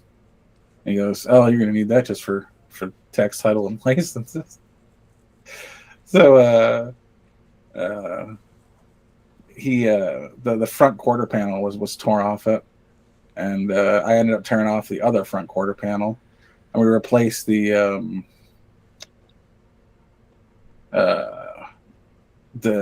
blinkers with Mountain Dew bottles.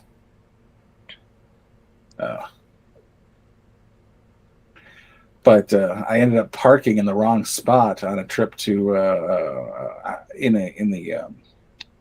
the Greyhound. When I got back a week later, it was gone, and I'm like, someone stole my car? Like that's ridiculous. So I called the police, and they're like, yeah, it's pretty fucked up. And I get there, and there was like literally nothing wrong with it. Turns out I parked it in a spot that would get you towed in 3 days. I'm like, oh my god.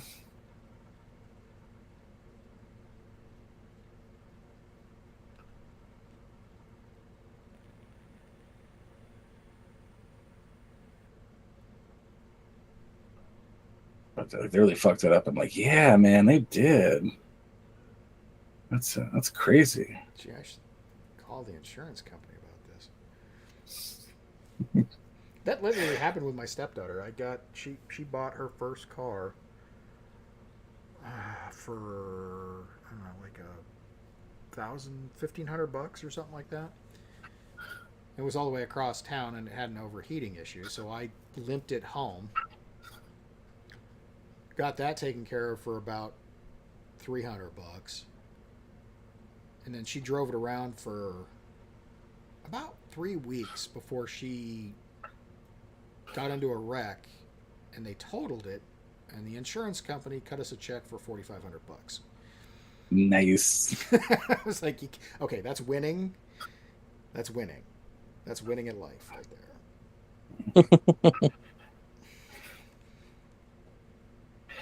there. Same thing happened with my brother with his Focus. He kept buying Focuses and wrecking them and getting $1,000 more than he paid for the previous Focus. And I'm like, that's pretty impressive.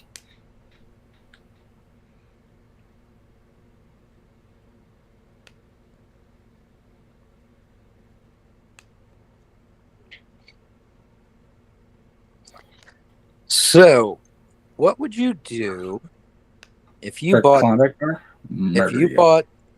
What would you do if you bought some military weapons crates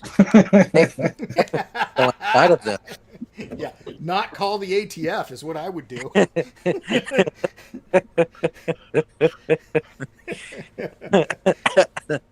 Josh was telling me he was playing with MP5s, and I was like, yeah. I just started buying MP5 crates. It's crazy. How ironic. Oh God. I want that to That's be me one calling day. the ATF though. That's just asking to get your shit kicked in. Yeah, Mhm. because now you're on their radar. Mm-hmm. Yeah. I see your fuckery. I see what's up. You bury those in a bunker and act like nothing ever happened. Yeah, yeah. No. Yeah, I ordered these 13 containers, but only got 12.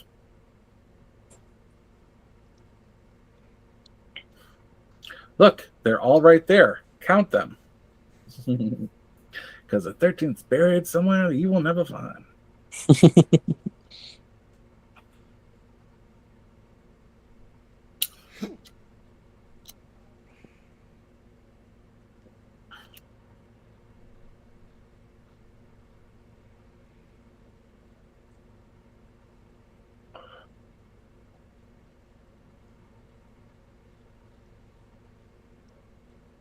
Although I can see why he would call the ATF, because you got to think that that's bait.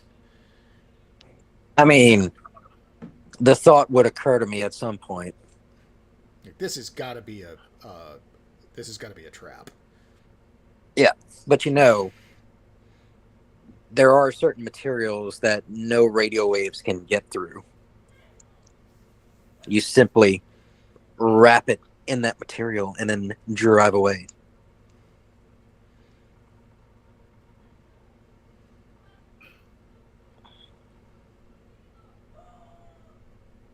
Yeah. Which, wait up, wouldn't what are those survival blankets? Mylar. Mylar? Is that the material, or is it something else I'm thinking of? You're thinking of a Faraday cage. Yeah. Yeah, there you go. And yeah, well, if you ever want to test that out, technically your microwave is a Faraday cage. Go put your cell phone in it. Unplug the microwave before you put the cell phone in it. I was gonna say, Okay? don't turn off Unplug the microwave before you put your cell phone in it. Put your cell phone in it, and you'll still see that it gets a signal. You can call your cell phone, it will ring, even inside that Faraday cage, because you need, like, I think it's 3 or 4 levels of Faraday cage to block the signal. Yeah. Oh, really? Well, no, there's also lead, but it takes a lot of fucking lead. Or, not a lot, but man, it's fucking heavy.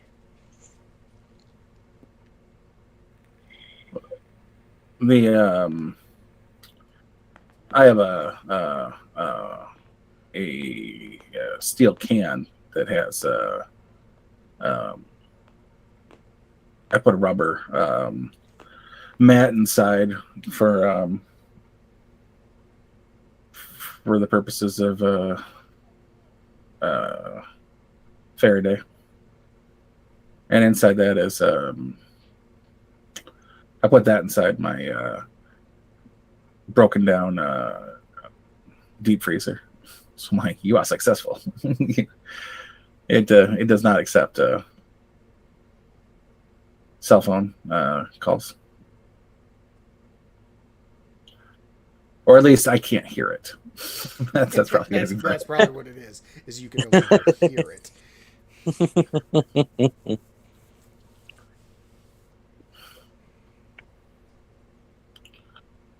But it was like there's like a month where I was like, man, I gotta throw away this fucking deep freezer.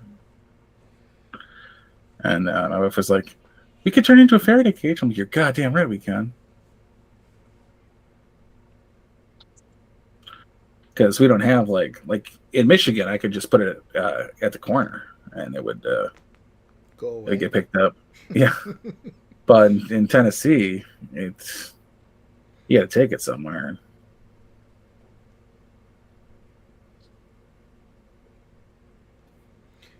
The best thing to do with junk like that is not to just put it out on the curb and expect it to go away.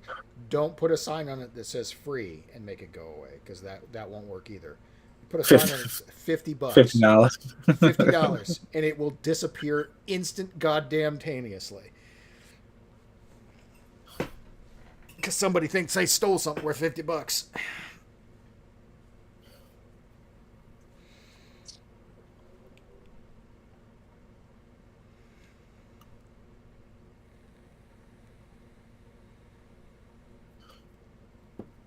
What does this mean? It means you're gay. Hey, that was the one I was thinking of. Shut up, Sean. You're not helping your case. Yeah. Okay, what about a M1085A1? Is that a suitable vehicle for the apocalypse? I don't even know what the fuck that is. I don't either. Google it. 85. M1085 M1085 A1. A1 for sale. No, and because you can't get parts. That's true. But if you do it right, you don't need parts. Just don't fuck it up. Because that's a solid plan. It's always my plan. And it works for a time. No, your best bet is to go get, the free Russian hardware that's being left behind. That's your best bet. Well, if I'd have been in Afghanistan, about a year and a few months ago, I could have got a lot of shit for free.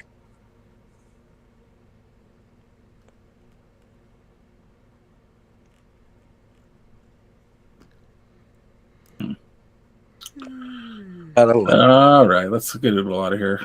Let's take it to off hours. Oh yeah, it's after 8, huh? After 8, it's after 10. After 10, it's after 11. I think I won this one. Jay's in the future. That's right. You guys are not going to like the next hour. I can tell you that right now. Shit. Good night, everybody. Good night, everybody.